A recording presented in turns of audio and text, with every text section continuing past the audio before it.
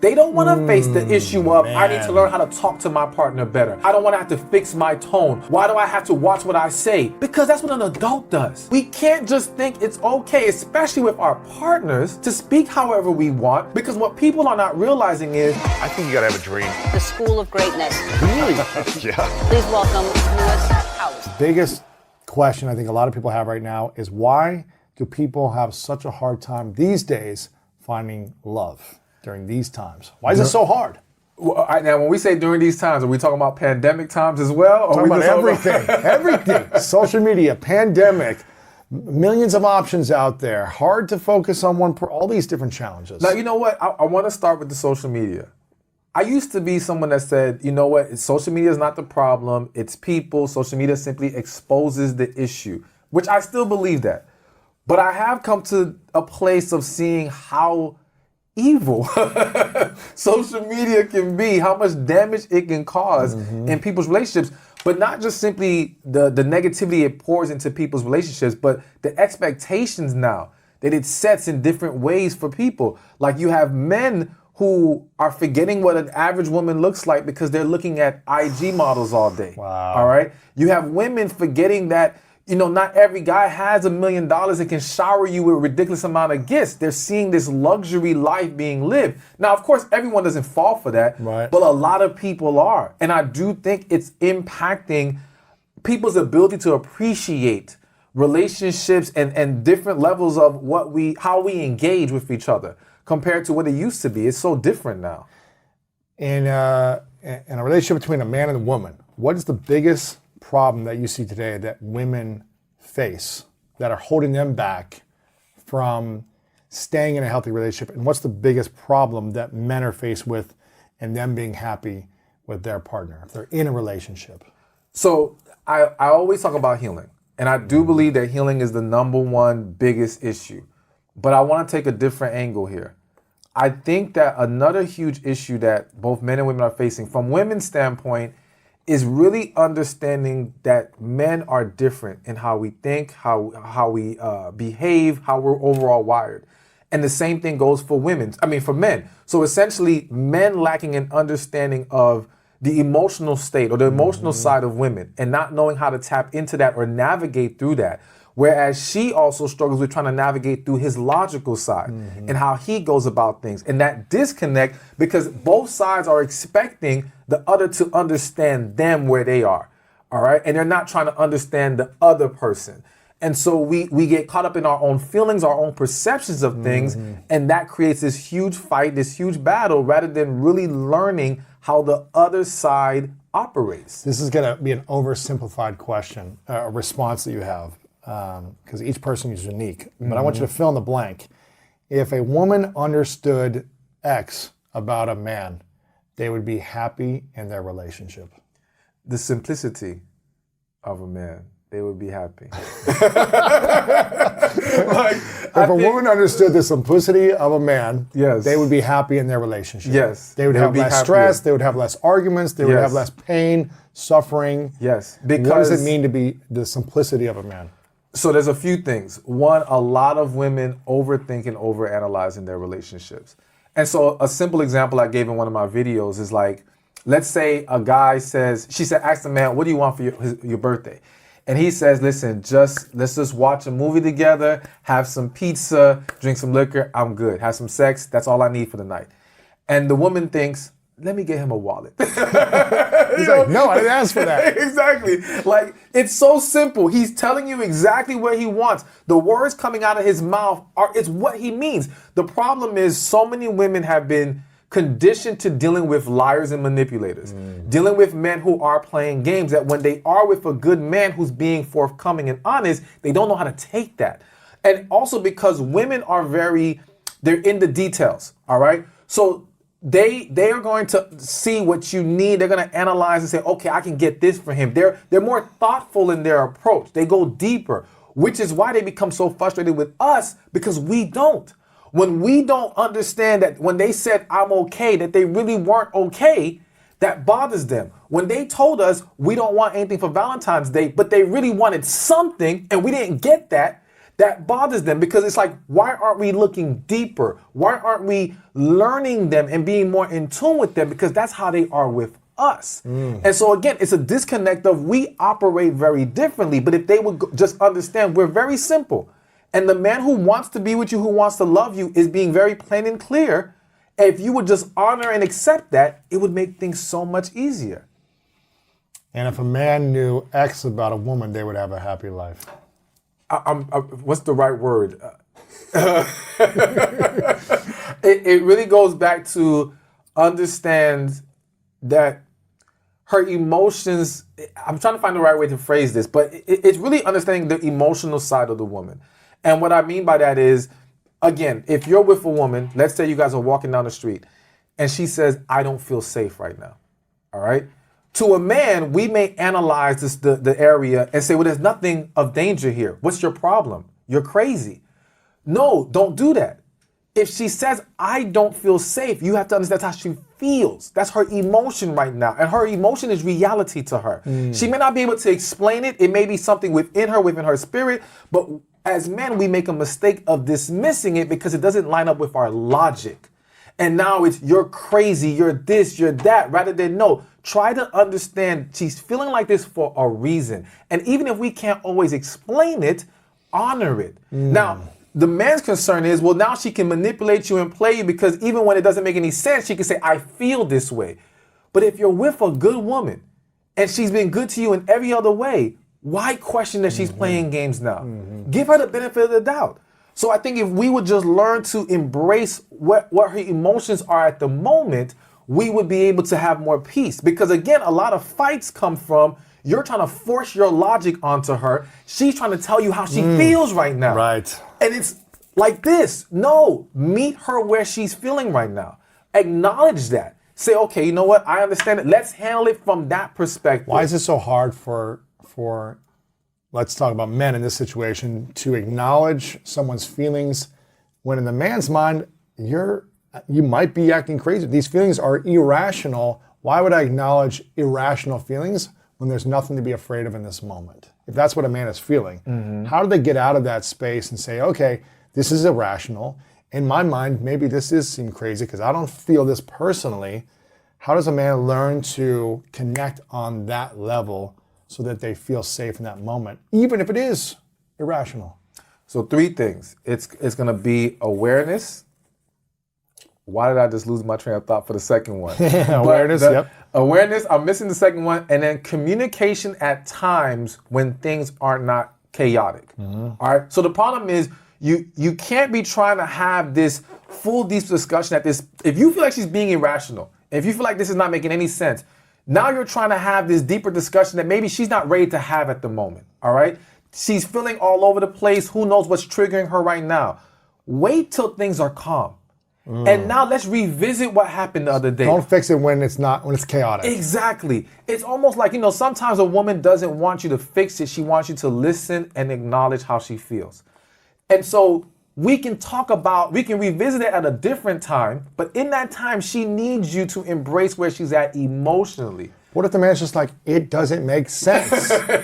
You're making no sense right now. What you're saying is irrational. Maybe it's illogical. It's crazy. None of it makes sense. How do they wrap their heads around the madness of the emotion that is not real to them? It really is. It's about practice. So that was the second Awareness, thing. Awareness, practice, communication. So the practicing of it is just simply understanding, listen, it doesn't always have to make sense. All right? What does it hurt you in that moment to just be more compassionate and considerate of how she's feeling, even if it doesn't line up with your logic right then?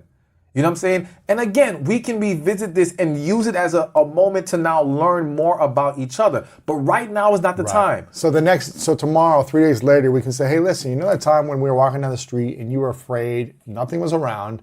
Can we talk about that? Exactly. And now we can gain better understanding, because at that moment, it may be easier for her to articulate it. But in the moment of her emotions running all over the place, it's going to be hard for her to get it out clearly. Not because she's trying to be difficult. It's just she's feeling all over the place. It's just hard. It's like, think about a child, and I'm not trying to reduce women to children, but think about a child being in their frantic moment, something happening to them, and you're saying, tell me what's wrong. They can't tell you. It's hard for them to say it. But once they're calmed down and at a better place, they can. Absolutely. So we got to be patient as well. We got to be patient with each other and give grace.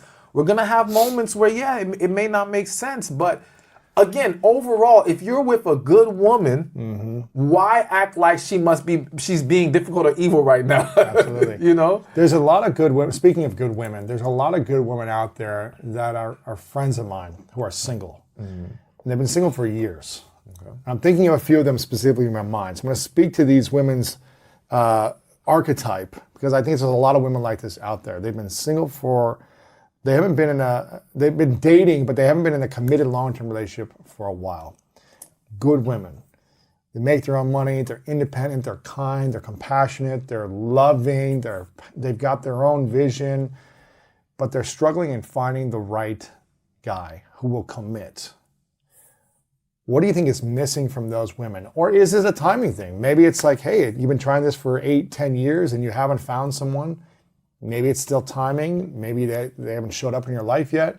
But if they're going on dates, they're doing these things, and they still haven't been able to find a partner that feels like a good match, the right match, what's missing from them? Or is nothing missing? It's hard to say because, without knowing them individually, the issues can vary. I'll tell you what I've seen as common barriers for women. One of the most common, and they may not like hearing this, but one of the most common is a lacking of being in touch with their feminine side. And that only really plays a huge role dependent on the type of man they desire. If they desire a very masculine man who has his stuff together, a guy who can be a leader, at least has those qualities, then not being in your feminine is going to work against you.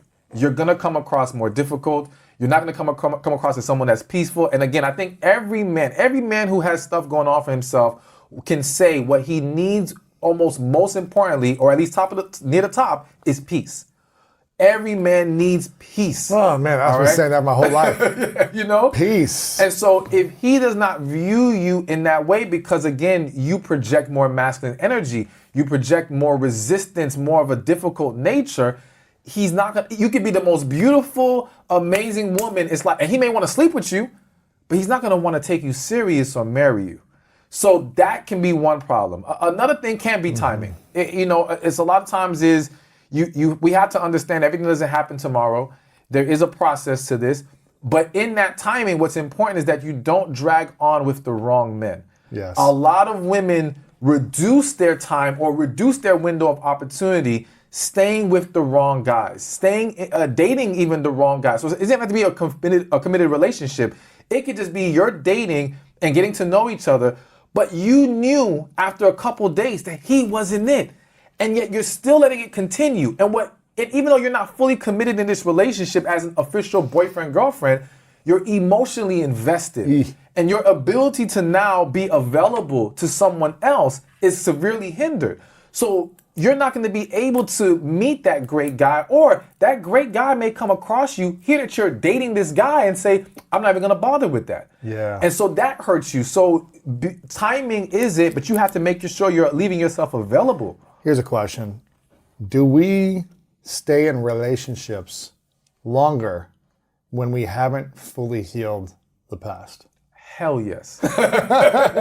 Absolutely. I'll probably raise my hand here for pretty much every past relationship where I have known at different levels, like something's not right, something's off. Okay, let's work on it. Let's try to make it work. Still things are off. It's like you have a knowing inside, and sometimes you try to force it to make it work. And I'm as one to blame as anyone here. And what I realized is like, I haven't fully healed certain things. And it's why I've stayed in the past in relationships much longer than I probably should have. Mm-hmm. But I was afraid. I was afraid of hurting someone. I was afraid of hurting myself. I was afraid of whatever. Yeah.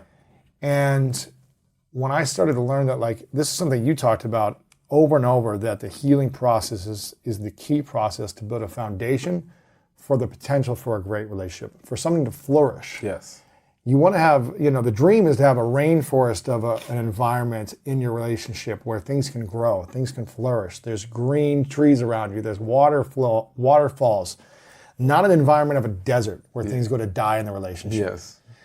And I don't think we can truly allow things to grow if we don't learn to heal. And that's something that you taught me years ago, and you teach so many people around the world this. But if people don't even think they need to heal something, how do they do it? They can't. There's no way. You can't overcome an obstacle you don't believe exists. Right. Like, I'm fine, I got this. Nah, I've dealt with this stuff in the past. Like, that was me. Exactly. And so the problem is most people don't heal until they hit a wall, until something, knocks them on their behind, and now they have to see things differently and accept the issues that they've been holding on to. But also, I think the problem for a lot of individuals is they're not healed and they're in environments with people who haven't healed either. And now those unhealed people are going to validate your issues. They're going to validate your unwillingness to face those things. This is so hard because, whatever, guy friends, girlfriends, whoever you are, and you lean on people and say, this person did this, and they validate you and say, leave them. They're no good for you. You deserve better. You don't deserve that. They shouldn't be doing this, right? They start to validate to be on your side, but they're not healed either if they're coming from that place. Maybe they're correct on certain things, but it's learning how to communicate to your friends in a healthier way probably also. Well, but I think, yes, because a lot of people, they tell their friends the bad and they don't always tell them the good. Yeah. So the friends have a very skewed perception of the relationship or whatever situation that you're facing. But we also have to be aware enough to understand who we're seeking guidance from. Like, I may speak to my friends because I need to vent at the moment or I want some feedback, but I'm fully aware that they are not the end-all be-all to this, that they may be speaking from their own hurt place. I still can filter their perspective through the understanding of they're not healed enough to give me full, proper, great guidance, all right? But they might give a perspective that I needed to look at. And that's why I will still talk to them, because I want to hear different perspectives. I want to make sure I'm not missing any blind spots here, all right? So it's good to talk to different people, but only if you understand how to not just take them as, oh, well, my friend said this, so this is it. No, your friend may be broken too, and they're going to lead you down a even more broken path.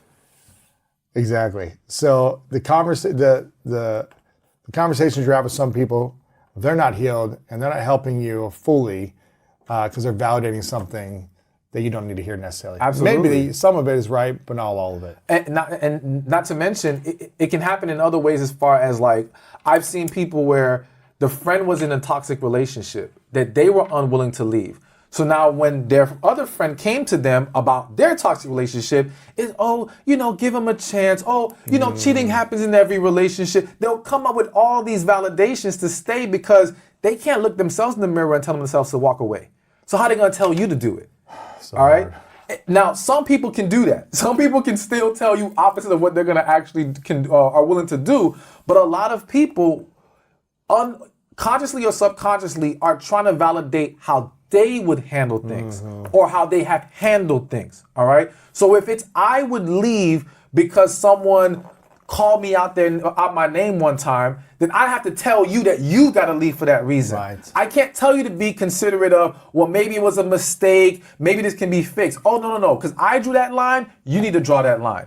A lot of people don't understand how to give that unbiased advice. So that's why you have to be very careful. Absolutely. Going to friends and family. Healing is, again, a lot of clarity comes through healing. You'll be able to see things differently in a relationship if you are from a healed place. I think a lot of us, myself included, has stayed in relationships longer than necessary because we haven't healed something yet, and that's why we stayed in them.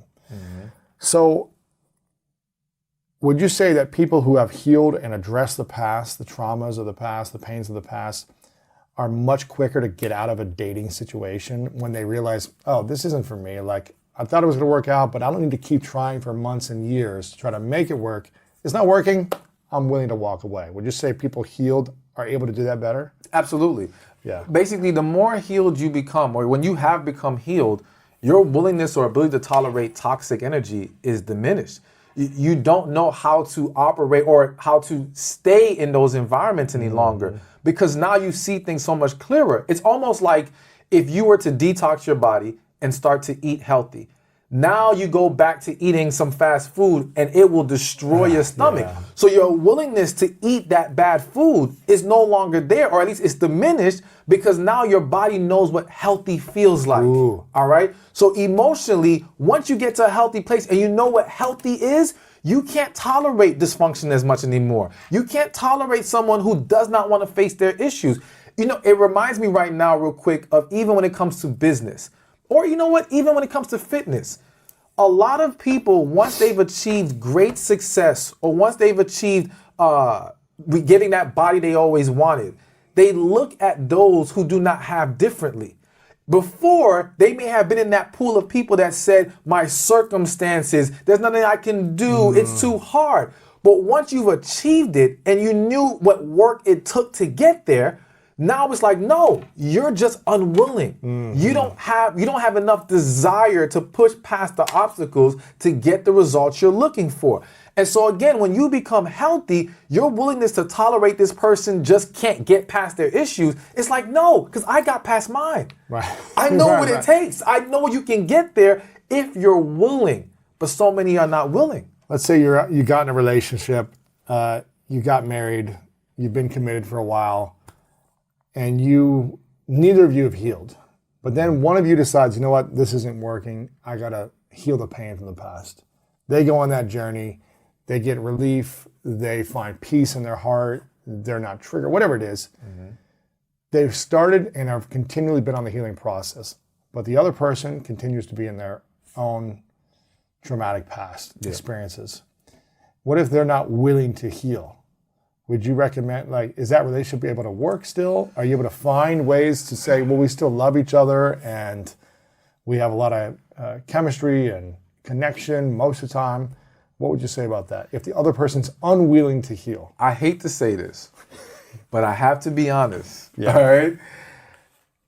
I can never encourage someone to remain in a toxic situation. All right? I do think that we can take an approach that says, let's see if we can work this out.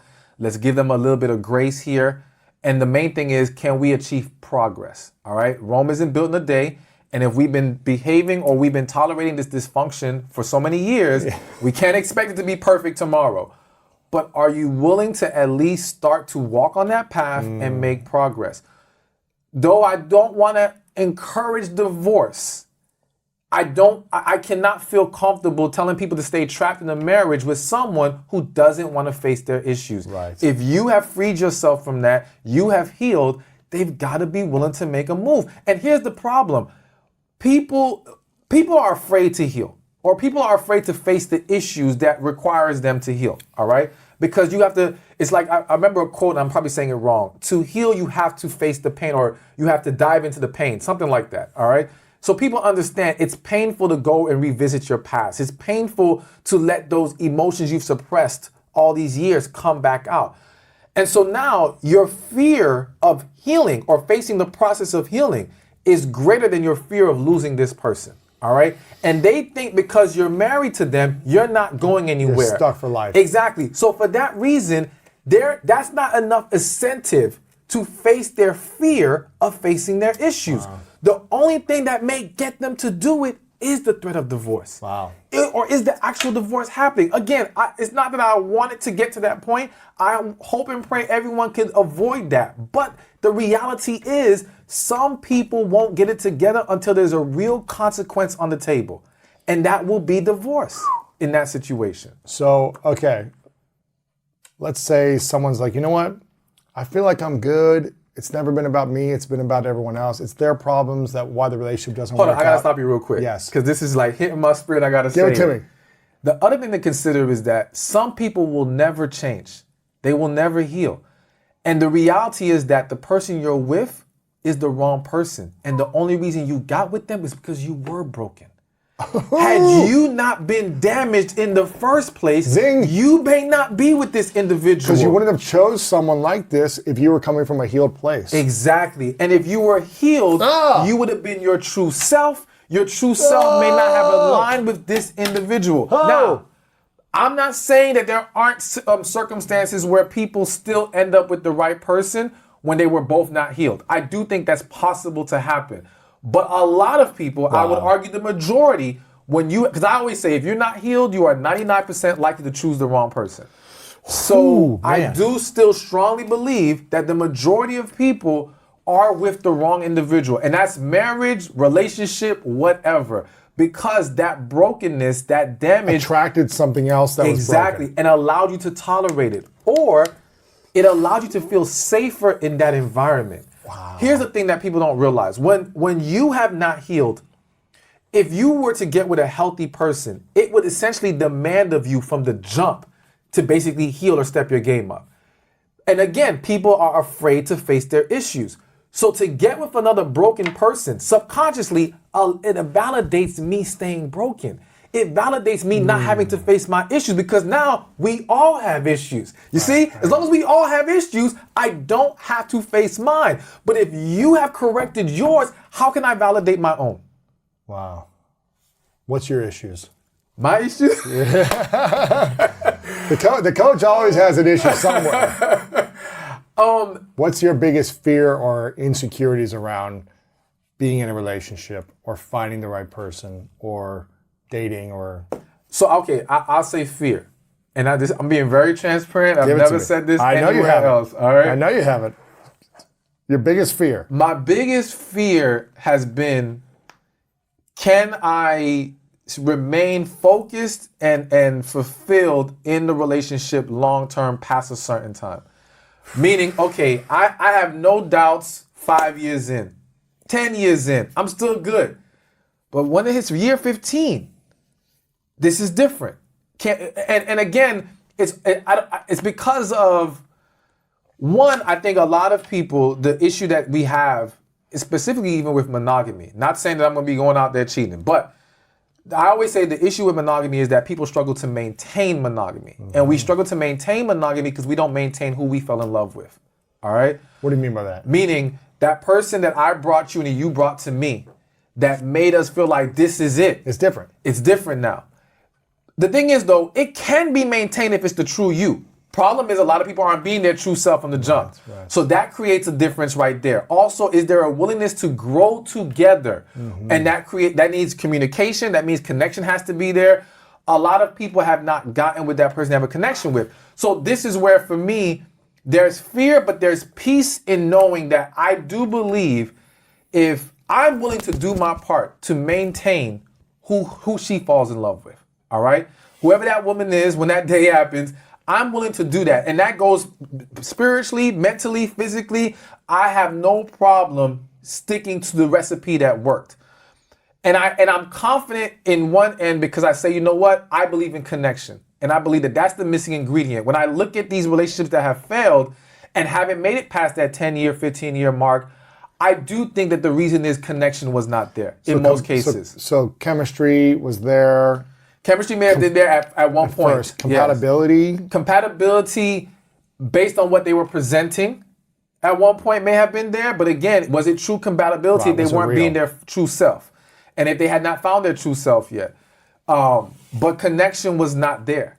And I think a lot of people get with each other based off the hype. And that's the reason why I'm such a stickler on, okay, I have to make sure I wait for connection because I want to make it past those 15 years. I want to make it for the long haul. I want to be a representation of what I speak about. I want people to look at my relationship and say, I don't want it to be that fake relationship that people think is good, but it's actually horrible behind closed doors. No, I want us to be amazing to everyone and inspire them. So I have to wait for connection, and me being a man of God, I have to wait for that spiritual guidance that says this is the one, that I can pray about this and God tells me she's it. Because, you know, there's a lot of beautiful, amazing women out there, but everyone's not for us. Right. And so I think it's important to understand who aligns with you, especially as a man when you're walking in your purpose. And that's why it's so important for men to find their purpose, because if you don't know where you're headed in life, you don't know who belongs on that path with you.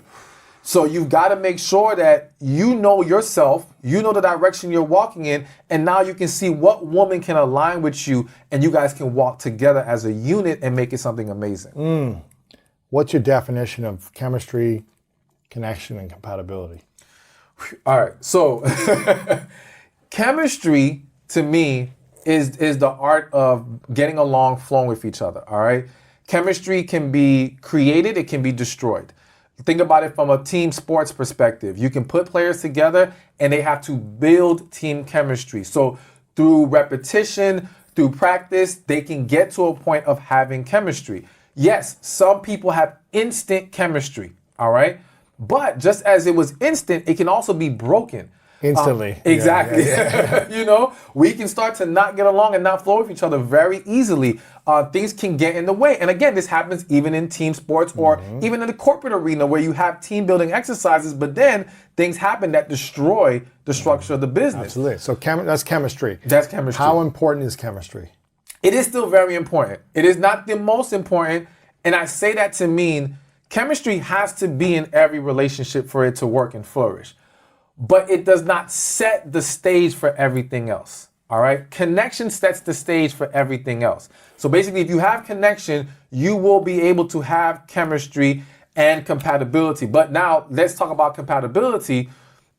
I believe compatibility is a very logic-based structure of putting two people together. It's also about we're compatible in the sense that we share values. All right?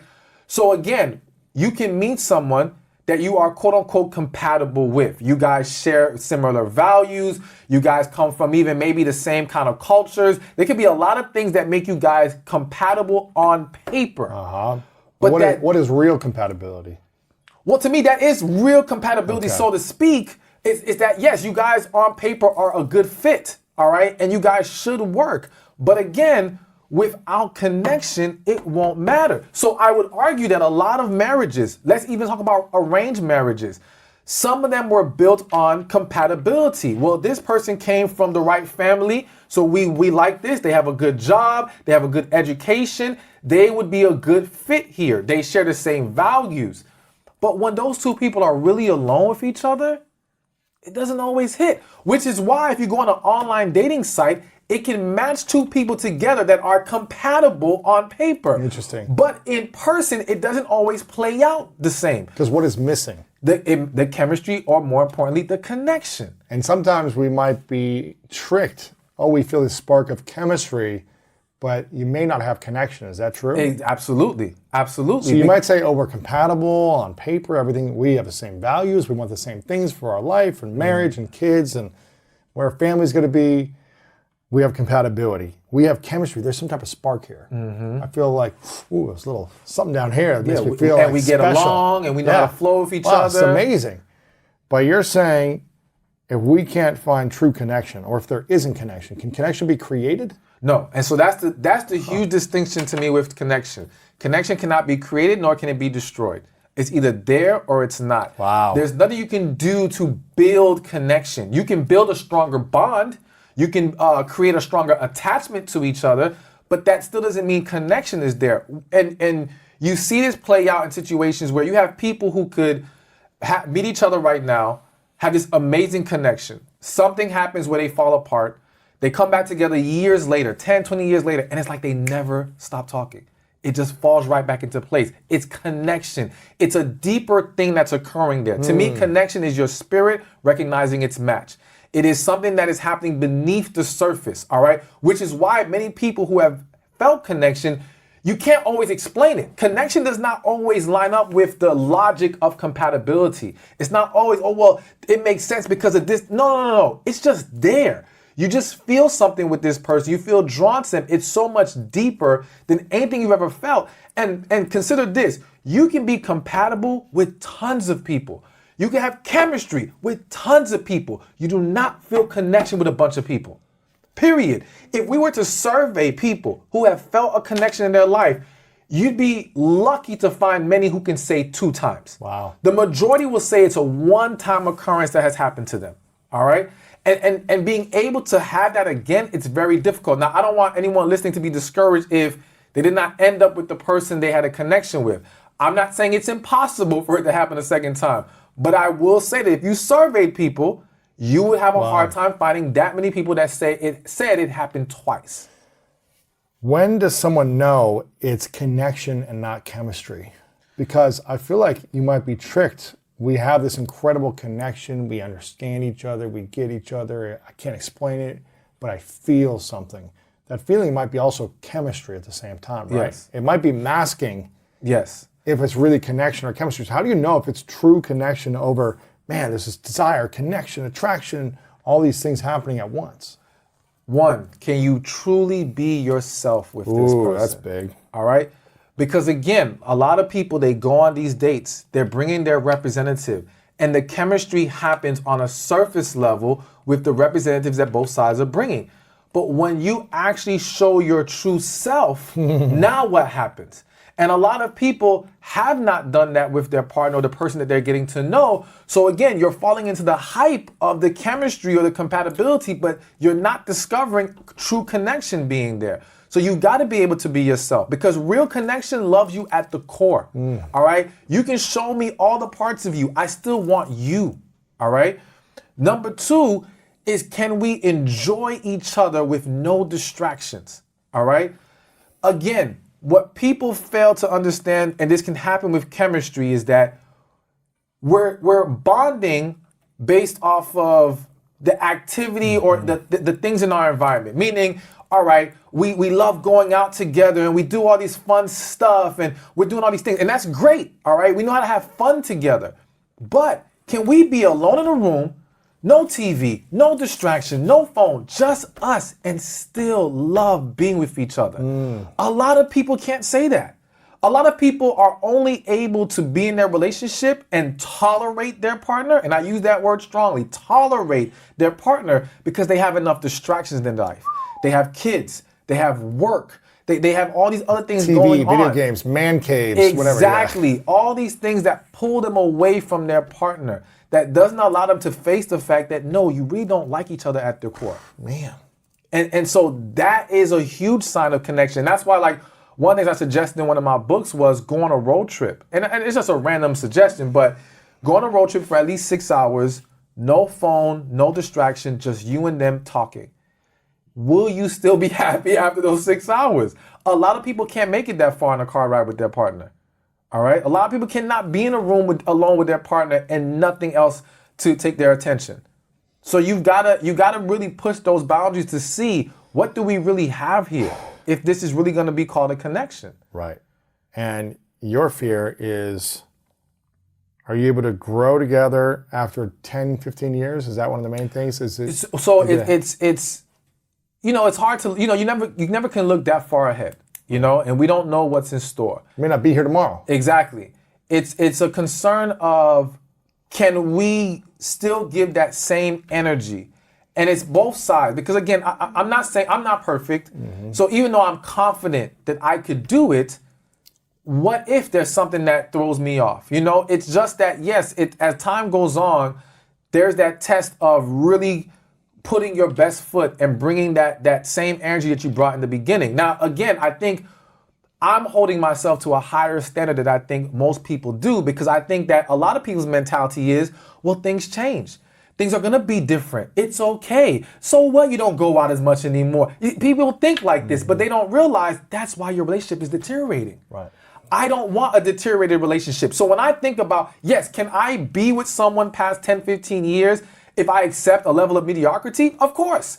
But You don't want that. Exactly. I'm saying, can we maintain excellence after these 10, 15 years? Fulfillment. Exactly. Fun, play. Peace, happiness, joy, all these things. Because to me, what is the point of being here if we don't have it, if we're not operating at our highest level? What about the saying that I hear, whether this is a meme or this is women saying this online, maybe you know the line better than me.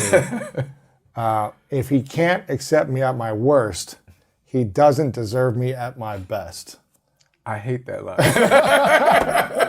I absolutely hate it. And I hate it because it has turned into validation for not addressing your flaws and issues. All right? I agree with it from the standpoint of, You've got to be able to handle your partner's worst moments, all right? Because we're gonna all have moments. We're gonna all fall. We're all gonna make a mistake. It's gonna happen. Over time, that's just the way it is. But when you are essentially trying to say, I have a horrible flaw and you should accept it, even when I want to consistently make you deal with it, no, that's not gonna work for me. Yeah, I can't accept that. That's not okay. And so a lot of people, that's what they're turning it into. That's you not taking accountability and responsibility for growth. Exactly. It's going back to, okay, this is where I'm at. I don't want to address it. You just have to accept it or don't be with me. Exactly. You know, it reminds me of like, I don't know if they still say it, but I know at one time people would say arguing is healthy for a relationship. All right? I despise that. I don't know if I agree. I understand that. Yeah, I just don't like that. No, at all. Can you communicate with we don't agree on this, but do you have to argue? Exactly. That's my thing. Disagreement is acceptable. Disrespect is not. Ooh. All right? So Say it one more time. disagreement is acceptable. Disrespect is not. That's good. All right? So my thing is, yes, it's okay and even healthy to have disagreements because we have different perspectives. We can bounce ideas off each other. We simply have to know how to navigate that and come to an official decision on things when we have those moments. But arguing says we are being disrespectful, whether our tone is negative, the words that we're using, you know, we're getting loud, we're getting angry, we're basically throwing negative energy at our partner. That's not healthy. There's nothing healthy about that. But a lot of people will say that because they want to validate the unhealthiness in their relationship. They don't want to face the issue of, I need to learn how to talk to my partner better. I don't want to have to fix my tone. Why do I have to watch what I say? Because that's what an adult does. Wow. All right, grow up. Like, I'm sorry to anyone listening to this, but that's just real. We can't just think it's okay, especially with our partners, to speak however we want, to throw all kinds of insults, to be disrespectful and think this is okay. Because what people are not realizing is all it takes is that one really bad argument to plant a seed of negativity that now grows into something worse in the relationship. A lot of people's issues are not the issue that they're facing in that current moment. It's the culmination of all kinds of things before then. It's the buildup from that last time you disrespected me or made me feel some kind of way. And ever since then, I've resented you. And now in this resentment, I've given you an attitude. You didn't know what the attitude was about because I didn't communicate clearly. Now you're giving me attitude. And now you see how it turns into other things. Now that attitude turns into not having sex with each other. That attitude turns into, the way that we talk to each other in general. Maybe becoming secretive because now we don't feel like dealing with each other anymore.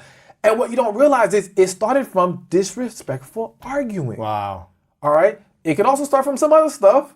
All right? But arguing is a huge problem for a lot of people, and we can't just keep sweeping under the rug.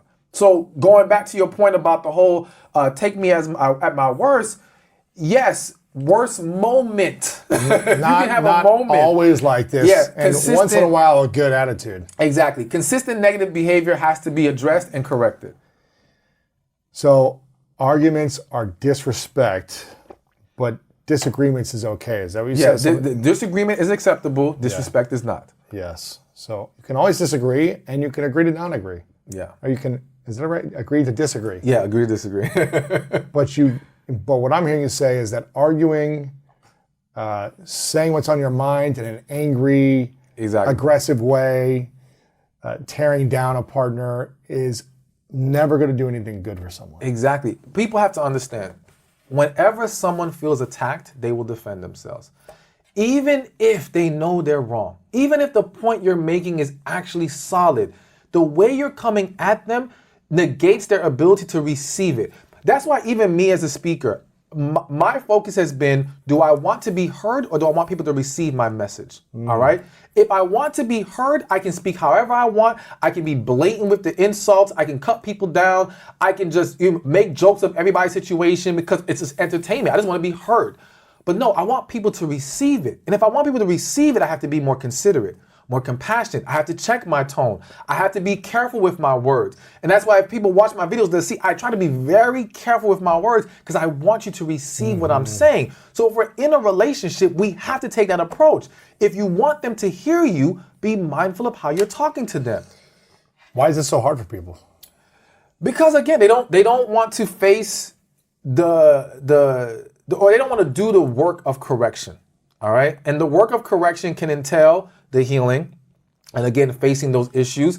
It's also conditioning. If people have been brought up in households and environments where this is how they talk to each other, it's very hard to change that, it's foreign to now speak in a more loving and positive way. It's foreign to sit and be quiet and listen. All right. So now they have to reprogram themselves, and that's a lot of work. And I think also the acceptance of the way you're communicating is wrong. People don't like to face that they were wrong.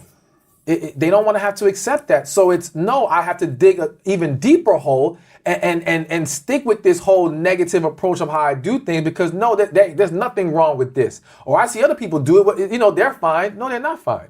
They're not okay. So I think those reasons, and just overall, they don't want to have to do the work. And so they rather make excuses for it. So it sounds like, again, we go back to step one, healing. Always. If you can learn to heal, you can start to improve the quality of your choices, dating someone in a relationship or getting out quicker. You can be a more effective communicator in relationships, whether you're dating or in a long-term committed relationship. You can have a better relationship overall with yourself when you heal and with someone else. So can you give me a breakdown, a boot camp 101 on how to recognize what you need to heal and then how to start healing that? Okay. What does that look like for someone? Okay, I need to heal, Stephan. What do you mean by that? How do I do it? How do I get started? How long does it take to get healed? Okay. Is this a lifelong journey? Is this overnight? What does it look like? All right, so first thing, how long does it take to heal? It's going to take as long as you're willing to put in the work. Oh. Healing is not a time thing. It's a work thing. Mm-hmm. So when you hear people say time heals all wounds, no, it doesn't. Time alone doesn't heal a damn thing, all right? It can help. It does aid in the process. But by itself, it is no good. You have to take certain steps. So when people think, well, I'm going to take a year off from relationships to heal, why a year? And if you're not doing the work in that year means nothing. And that's what happens to a lot of people. They took a year off, but what they did was they hid from the world. They hid from relationships. They went in their corner, all right, and distracted themselves, but they never healed. Now they come back out of that year and they're still the same person. Or maybe they're not the same. Maybe the first few months of dating, they're a little different, but then they fall back into Exactly, because they never resolved things at its core. Now, in terms of recognizing what to heal, my first step is called the Who Hurt Me list, all right? So you get a piece of paper, you write down on the piece of paper, who hurt me? And now every person who comes to mind, you write them down on the piece of paper. It doesn't matter how long ago it happened, doesn't matter if you think you moved past it, if you think it's not relevant. If they come to mind, then there's some level of relevance there. Put them on the paper in about a sentence or two of what they did to hurt you, all right? This is how we're going to start to locate what you've been holding on to. But you really got to go into this exercise very genuine. You can't be trying to control the narrative. You just got to let yourself feel. Just ask yourself the question, close your eyes, let it come out. What's the question they should ask? Who hurt me? Who hurt me? That's it. Who hurt me? That's it. And what if they're like, I can only think of like 3 people that really hurt me. Should they be thinking of like every instant they can think of from childhood of that one comment, or should this be this person punched me in the face? Anybody who comes to mind. Anyway. So I don't want them to force it, but I don't want them to undermine it in any kind of way either. Just whoever comes to mind, put them on the paper.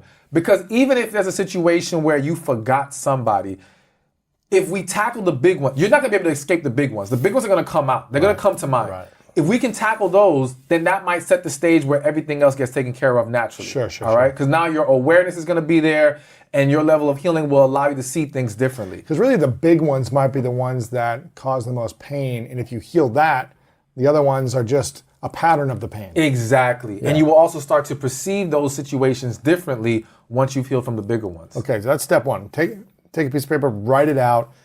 How long should this take? A few minutes, a few hours, depending? Depending on the person, because, for some people it's going to get heavy.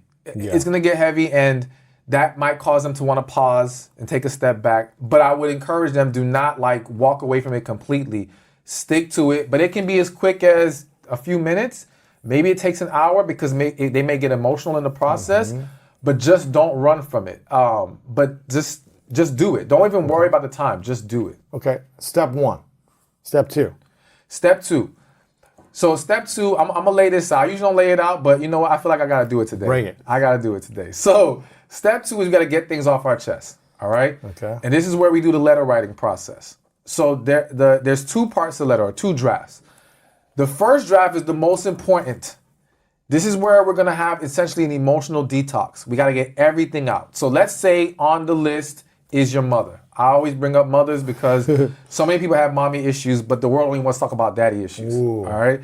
And the society has made it to where it's almost wrong for you to tell a woman she was a bad mother or to criticize your mother. So we suppress that a lot more than we do our fathers. That's interesting. You know? So let's say it's your mother, and you're gonna do the first draft. And in that first draft, you're just gonna let all your raw emotion out. I don't care if you curse her out. I don't care if you wish death on her. I don't care what nasty, evil thing you say. However you feel, let it come out. You've got to let the anger, the hurt, all pour out of you into this letter. If you don't know how to start the letter, start it with the most damning thing you could say. All right? I hate you because, boom, and then just go from there. It's going to start coming out. Once you uncork that screw, that's it. Yeah. Exactly. And this is where it gets heavier. A lot of people may take a lot more pauses in this process, all right? Because again, so many people have been suppressing this for so long. And again, it's like any other detox. When you start to detox, the bad stuff has to come out first, Yeah. all right? And you can't get to a healed place unless you flush out all the negative energy. So this is why it's important. This is not the draft to be politically correct, to try to frame things in the right way. I don't want you to be considerate. I don't want you to think about, well, I did some wrong things too. Forget all that. This first draft is let it rip. Let it rip, let it out. And I guarantee you by just doing that first draft, you're going to feel better. You're going to feel a weight come off your shoulders. You're going to feel more peace to you. Great. That's the draft 1. Draft That's 2. Draft 2.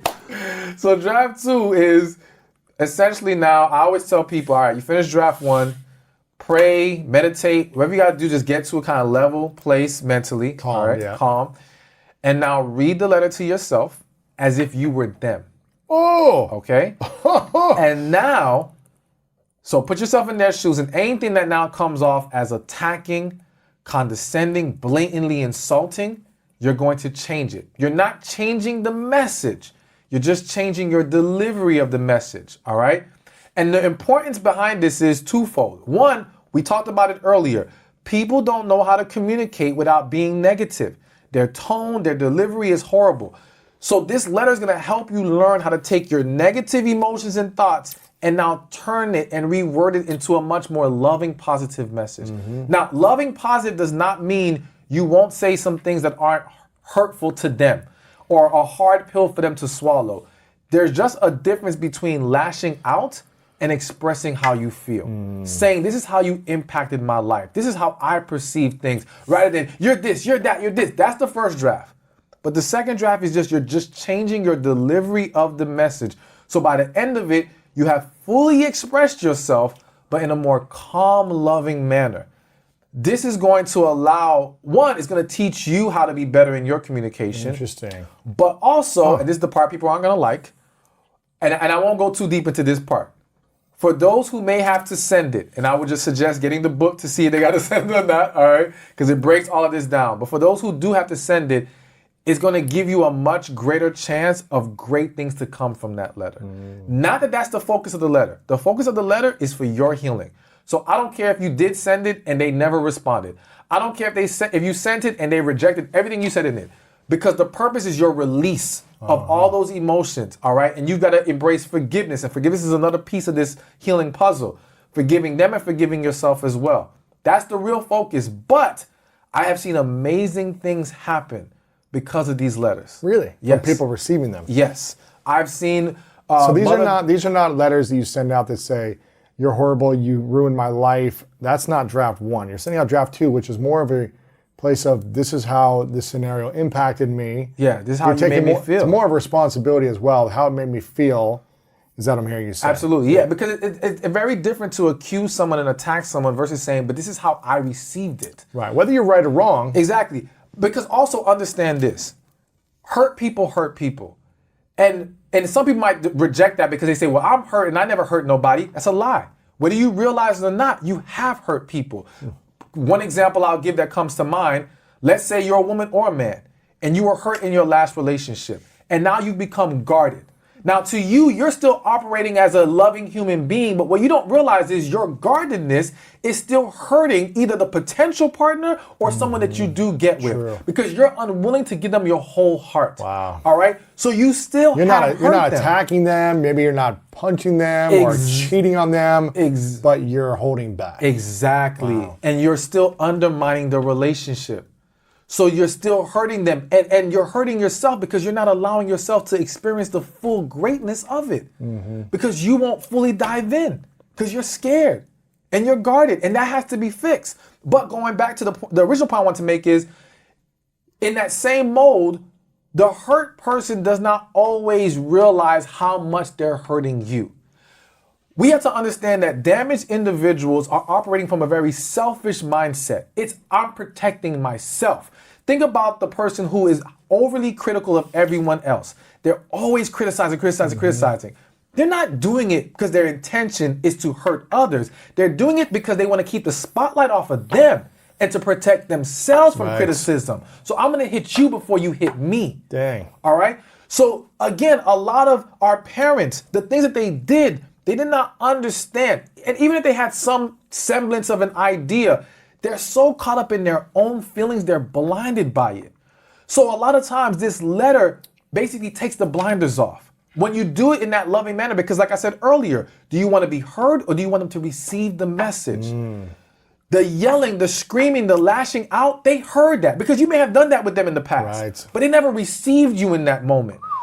Now expressing yourself in a calm, loving manner, they can't help but receive you. And even those who reject what you're saying, trust me, it has hit them in a way nothing else has. Right. And I've seen situations where the offender has broken down in tears after realizing how bad they were being. Wow. But they never connected with that previously because their emotions, their feelings blinded them from that. It's a lot, man. First two steps sound like a pretty deep work. It is. It is absolutely deep work, but it's necessary work. I mean, listen, no one says healing is easy, but it's necessary and it's absolutely worth it. And it's a game changer. Like, I just don't think people understand how much better your life will be. And you know what? Let's take a moment to say this isn't even about your emotional relationship life. It's about your overall quality of life. A lot of people's illnesses are from a lack of emotional health. All right? That's true. And what we have to understand is a suppression of feelings, a lack of healing creates emotional stress. Stress is now it's always been the number one inducer of disease. It is the number one trigger that sets everything else wrong in your body. All right? If you cure stress, you cure the body. A lot of things, it changes after that. So your overall health, your overall quality of life is dependent on you healing and releasing that negative energy. So it's so much bigger than just a relationship. Overall quality of life. Yes. Not just in that one relationship, but every relationship. Every relationship, every aspect of life. So do you write a letter for the 30 people that were on that Who Hurt You list? Or is it more, okay, pick like the two or three big people in your life that you really were affected by, start with those letters and then keep going? Start with those letters. And what I have seen in all my years of doing this is that, and sometimes you don't send it to the person also, right? There's going to be some circumstances where you wouldn't send it. Majority of the times, I would encourage sending it. All right. Now, again, I tell people that if you're a believer, pray about it as well. Because to me, God gives you the ultimate answer in that. But I do believe that the vast majority of situations, the letter needs to be sent. All right. But again, there are some caveats there. There are some differences. And you had asked what again? Do you send a letter to everyone on the hurt list? Oh, so yes. what I have seen from most people is that once you knock off the big ones, First 3, 4, 5 people. Yeah. You don't need to write a letter. you to don't have to everyone write else. that to everybody else. Because again, you see things differently now. So now think about it like this. Your hurt or how you took offense to something, you now see it differently after you resolve those other ones. Now you realize it wasn't even about you in those situations. Again, hurt people. They're just projecting negativity onto you. It wasn't even about you. They just took it out on you. And now when you now start to not internalize people's actions, it frees you in a way that you were never freed before. You know, and that's why it's so important that we have to learn not to take things personally, because we don't know where that person's actions and negativity is really coming from. A lot of times, most of the times, it's not even about us. It goes way deeper than that. And if we learn not to take it personally and not to internalize it, we can navigate the situation so much better. Right. Because what's happening is you allow them to trigger you. Now you get into a negative space. Now you fight fire with fire and the fire gets worse. That's been me most of my life. Most of my previous relationships, that's how I showed up, which was I'm doing to defend myself. You're attacking me for something, whether it's true or not, I'm going to defend myself. And I'm going to fight back. What happens when we do that with our partner? We just make it a battle. We set the stage for more battling. And here's the worst part about it. We not just battle in that moment. That battle usually turns into saying something we regret, doing something that we didn't realize we did. Now they hold on to that. So now they take that one small thing from that battle. For years. Exactly. That creates more battles. So you don't win. You don't win trying to fight fire with fire. So what should you do if someone's fighting you with fire? How should you respond? You throw water on them. Okay? A bucket of water. And that water is love, patience, grace. And if they don't honor that, you let them go. Unfortunately, listen, if we're in a relationship, whether that be family or romantic, and we're dictating to them that, listen, the way we do things here is we have calm conversation, we be respectful towards each other, we don't take this to a negative place, and they cannot honor that, then you stop engaging with that What if person. someone says, you know what, don't try to tell me how to act and how to feel. It's okay to feel angry. It's okay to react at times. It's natural to let yourself feel these things. These are human emotions. And it's okay to argue every now and then. Don't try to tell me what to do. Again, a moment. So if I'm in a relationship and we've set the standard of healthy communication, and my partner has a moment where she starts to yell and go crazy or whatever, right? And I recognize this is a moment. I might let that slide. And when I say let it slide, I don't mean not acknowledge the issue. I simply mean, okay, let her get it out, let her vent, all right? Now, once it's done, remind her that, listen, we're not doing that. Like that happened. That was a moment. We don't make that a consistent pattern, all right? So we keep that there. I let you have that moment, but we don't get to keep doing that because that's unhealthy. And if you feel like, well, everyone should be able to just no, that's not how we do things here. Listen, everyone has to set the standard of what is acceptable in their relationship or acceptable in engaging with anyone. And again, this isn't just romantic relationship. My family knows I don't argue. I don't argue with nobody. Okay? You can disagree. I disagree, but we're not arguing. What's the difference between disagreeing and arguing?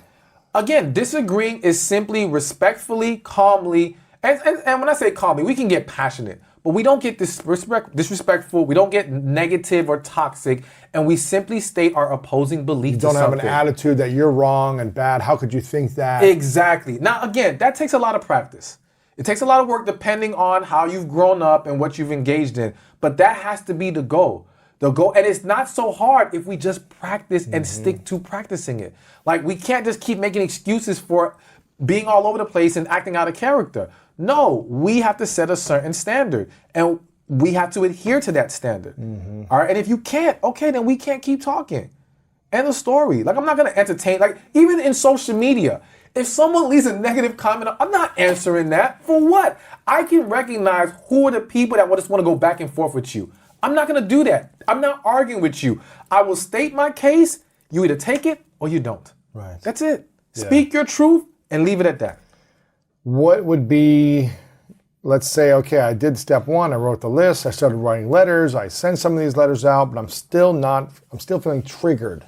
I still don't feel healed. Is there more steps to Yes. healing 101? Or is it just now is it time? No. So the other part I mentioned earlier was forgiveness. Oh, all yeah. right. And forgiveness is a huge part. But what people have to understand with forgiveness isn't a snap of the finger thing. All right. Meaning you could do all of this. You can say, I forgive them. I'm good. I'm moving forward. And like you said, 2-3 weeks later, something happens and you're triggered.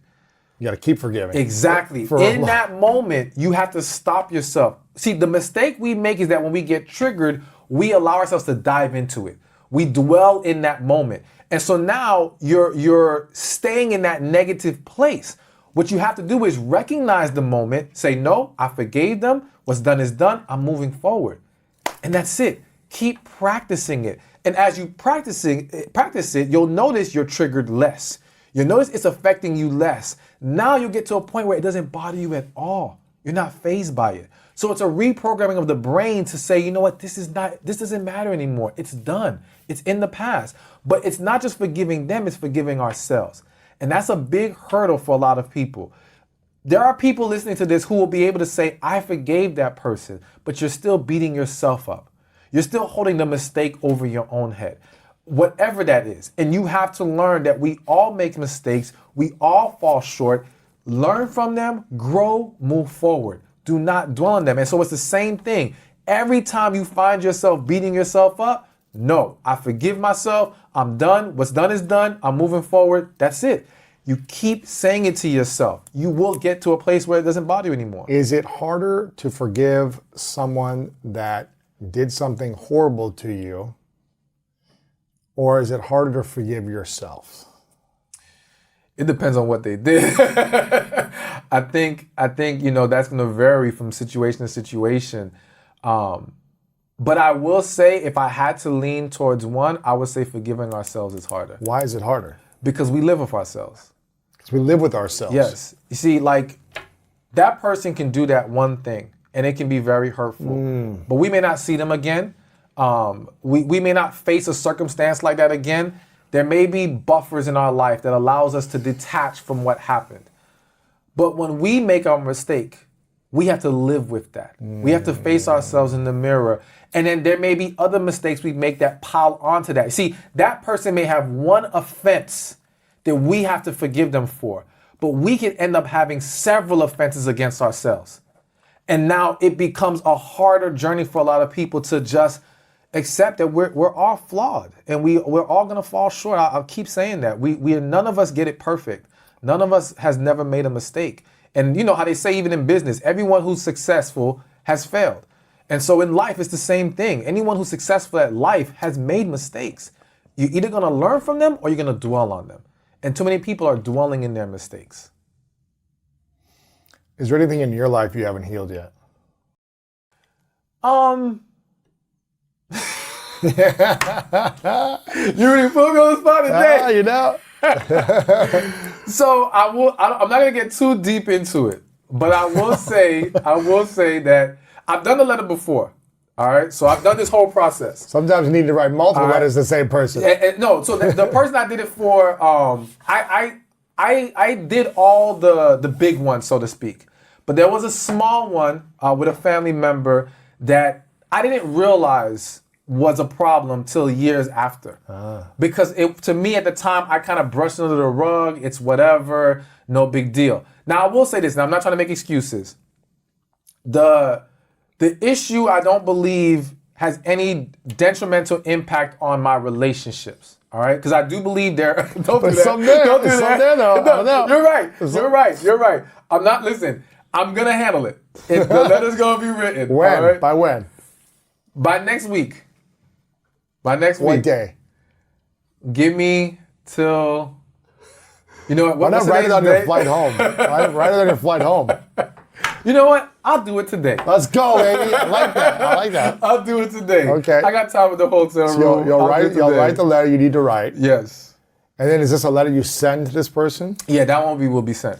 Absolutely. Interesting. Now, do you do a two-step process there where you write, or a two-draft process where you write Yeah, I would still do. And then I truly believe in all those steps, and I believe that we should not skip any of them because skipping them can really throw things off. All right, because again, you don't want to say, "Well, I'm not really that mad, so I don't need draft 1," right? But then, for all you know, you've been suppressing more anger than you realize. just say, I f***ing hate you because. Exactly. Started with that. Yes. And let it rip. Yes. And if nothing really comes, great. But allow yourself to go as Exactly. crazy as you want. Exactly. So I would not skip a step, and I would encourage everyone, if you do this process, do not skip steps. Don't remix steps. I've seen some people say, "Well, I didn't do a letter. I sent a text." No, it doesn't work. Exactly. It's not the same thing. You can't send a text. You can't do one draft. Don't skip things. Do the whole thing. Why as does outlined. writing a letter? Why is that more powerful than typing or texting or voice messaging a letter? So, because voice message, text, typing is not bad. All right. So you can type a letter. Type or and print writing it is out. fine, yes. But text and voice message is bad because inherently and subconsciously, those are quick hitting ways of expressing ourselves. All right. We don't do a voice message to leave a 10, 15-minute message. All right. We typically do it for a quick 1 minute, 2 minute, 3. It can be longer at times, but there's this thing in us that doesn't allow us to really draw it all the way out. Because if what you're feeling needs to be a 30-page long letter, you're not going to do a 30-page worth voice memo, chances are. Unless you wrote it first and then you expressed it through a voice recording. Or what you can do is you could record yourself, all right? Let it all out in recording and then re-record the second draft. So you can do it by voice recording.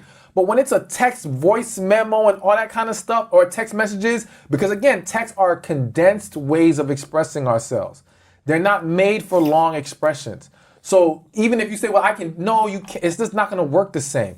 And it's very easy for you to feel like, well, typing all of that, and if you gotta go back to type more, and it's gonna spread over to like 10, 20 texts, most people aren't gonna do that. They're gonna try to make it shorter. So no, do the letter, but the alternative, voice recording, is an acceptable method. Wow. Okay. So we've talked about, so that's the thing you still need to heal, still work on yourself personally, is writing that letter. Yeah.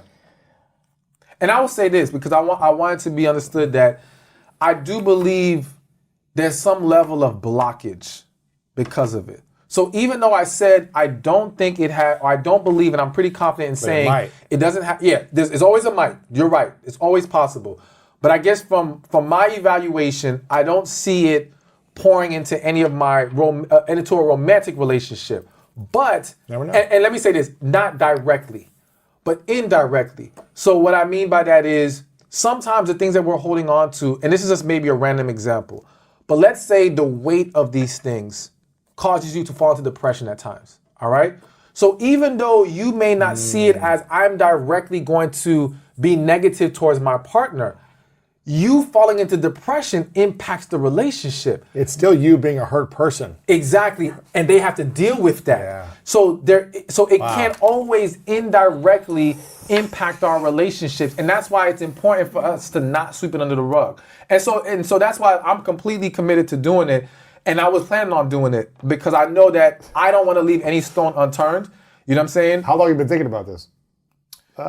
Since the beginning of the year. Since the beginning of the year. The time now. Now's the time. It's time.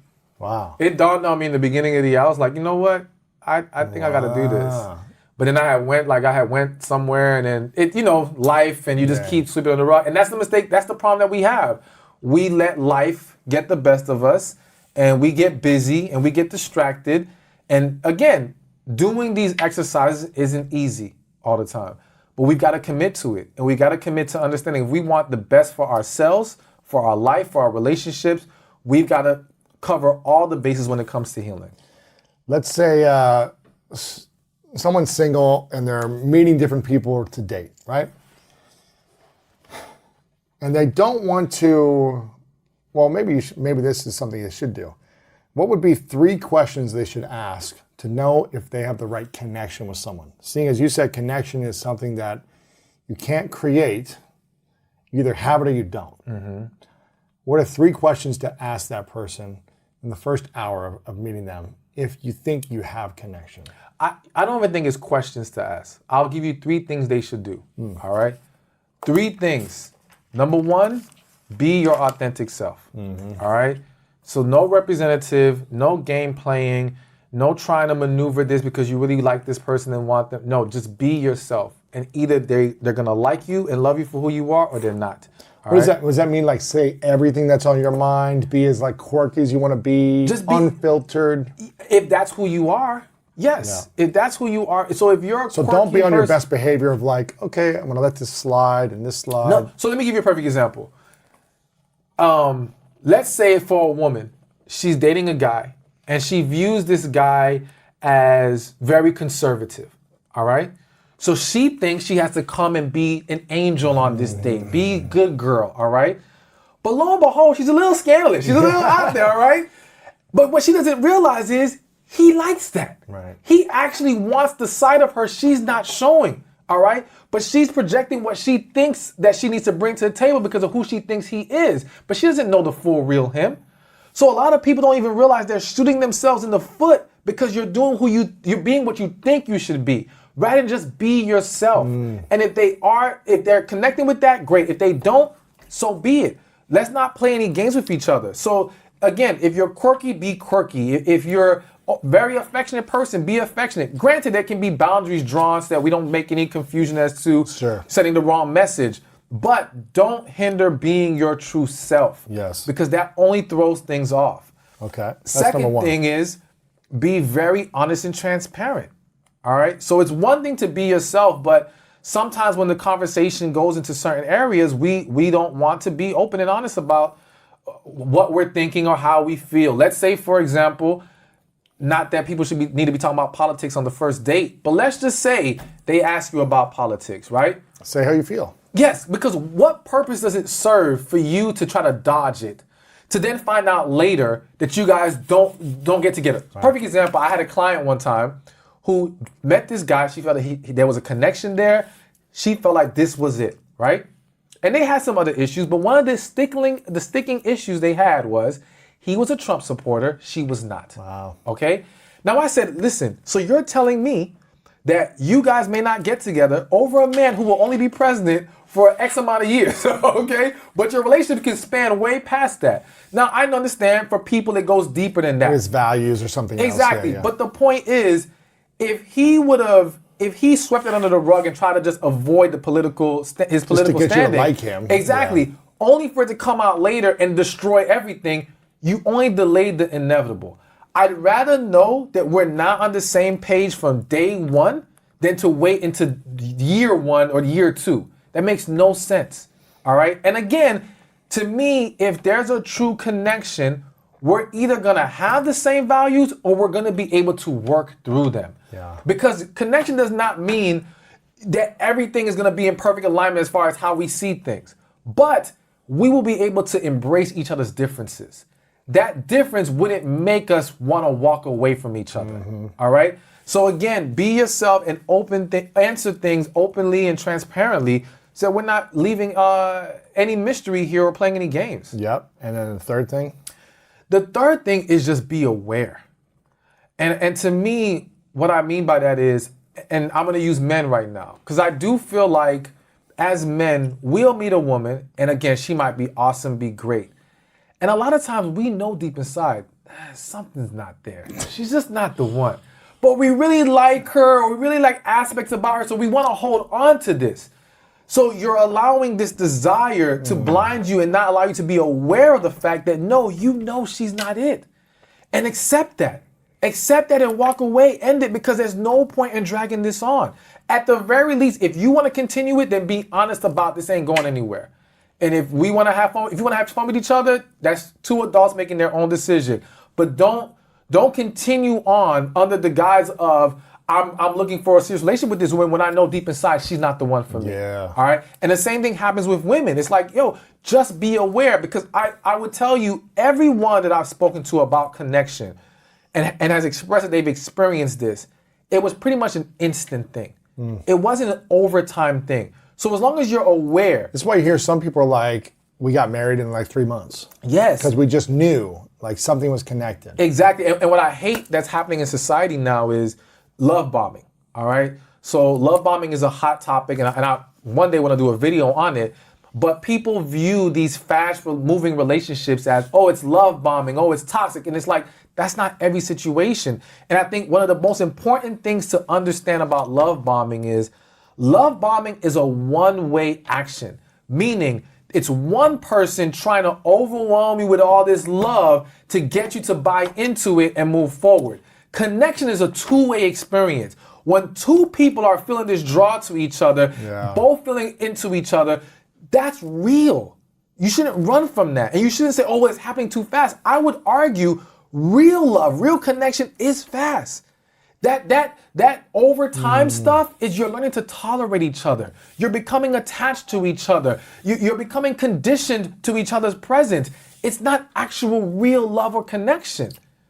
You know what I'm saying? And so people have been brainwashed, in my opinion. I just think, and again, if you really sit down and examine these situations, you will see the huge differences. I remember one time I had an Uber driver.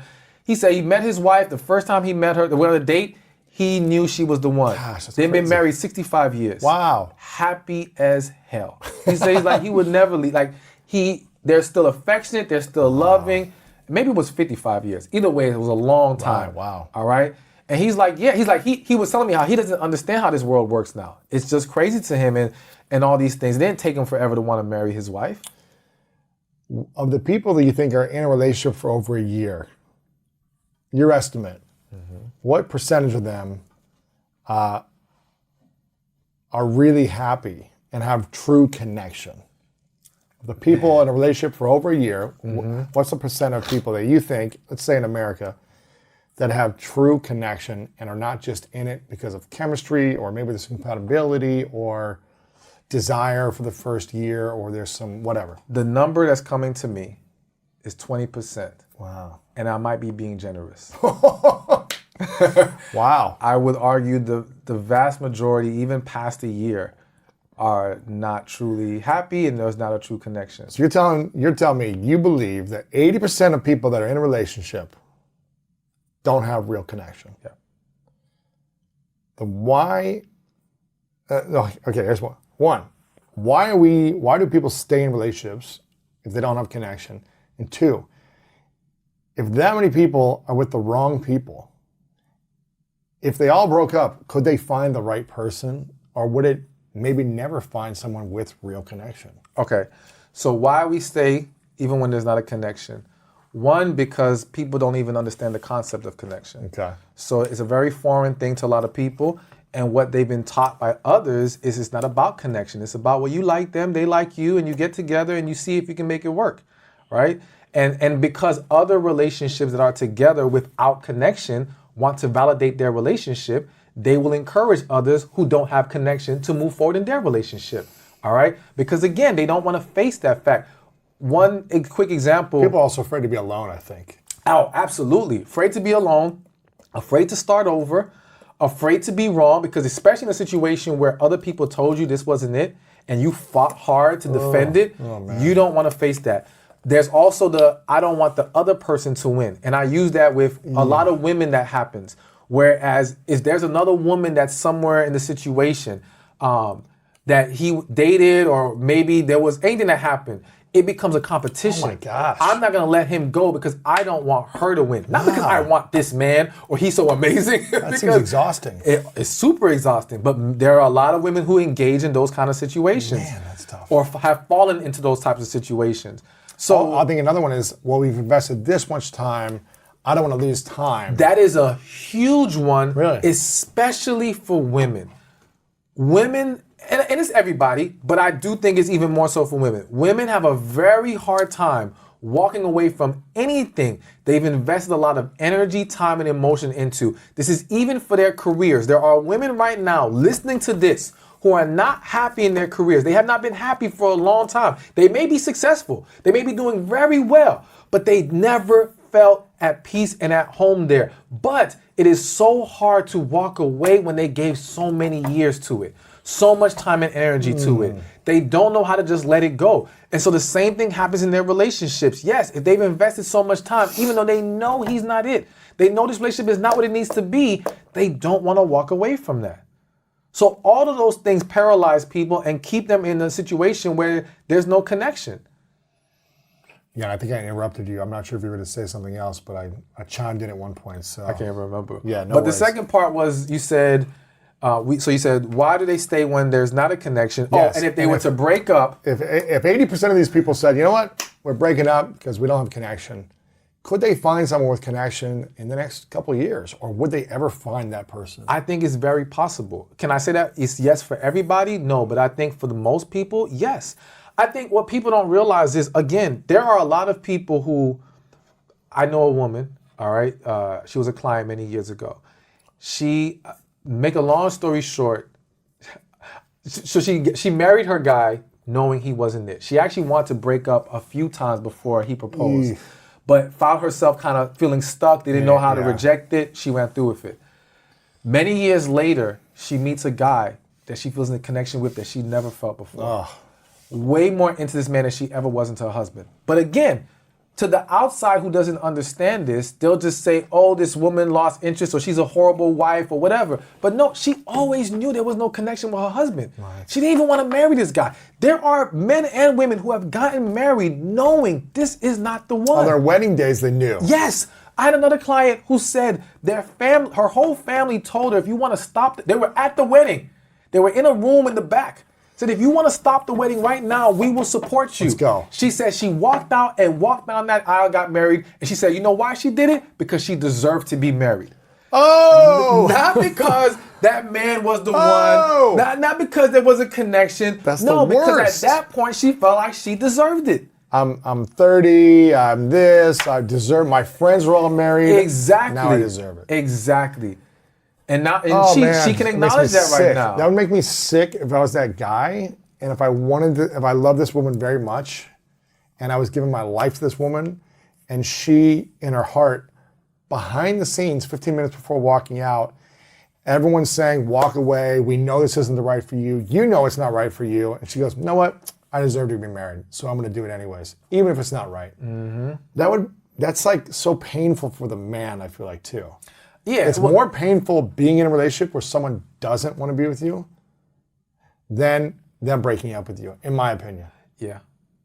I don't know. I mean, then you're living a lie as married. You're like, okay, this person really doesn't want to be with me for me. It's more hurtful because you're trapped in a situation where you're never going to get what you deserve and need. Oh man. So at least if they break up with you, the breakup hurts, but you've been set free. Free. And now you can get what you deserve. Free. But to stay there and they don't really want to be with you, and if they don't really want to be with you, they're not going to pour into you the way that you need. You're never going to have happiness and peace. So absolutely, it's much worse to be in that situation than to be broken up with. But I would say that a lot of men don't even realize what's going on in these situations.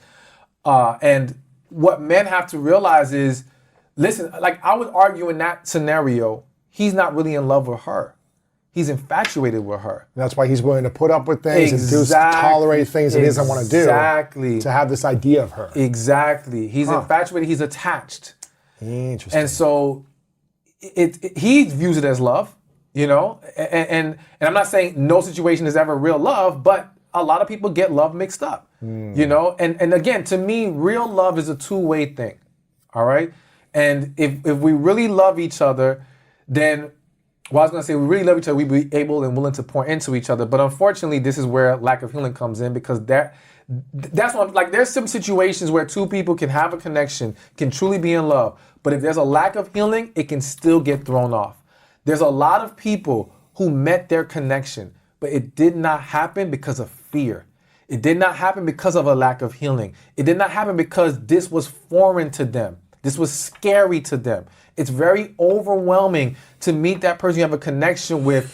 It pulls out all your insecurities. Ooh. It makes you vulnerable in a way that you've never been vulnerable. And that is a lot. And so people will now run from their connection and go be with the person they're not really in love with because it's safer there. Why? If you find someone with this connection, this is a great match, would you sabotage it over and over again to go find someone who's not a match? Why do people do this? Because, so there's a few things to consider. One, the person you have a connection with has the power to hurt you like nobody else. Oh my gosh. So if your perspective, let's say you're a woman and you perceive all men as they're gonna hurt you, they're gonna do you wrong, right? They're going to lie, they're going to cheat, they can't be trusted. So now I'm faced with guy A, who is Mr. Perfect. He does everything right, and I have an amazing connection with him. He pours into me love, Yes. support, everything. Okay? And there's a connection there.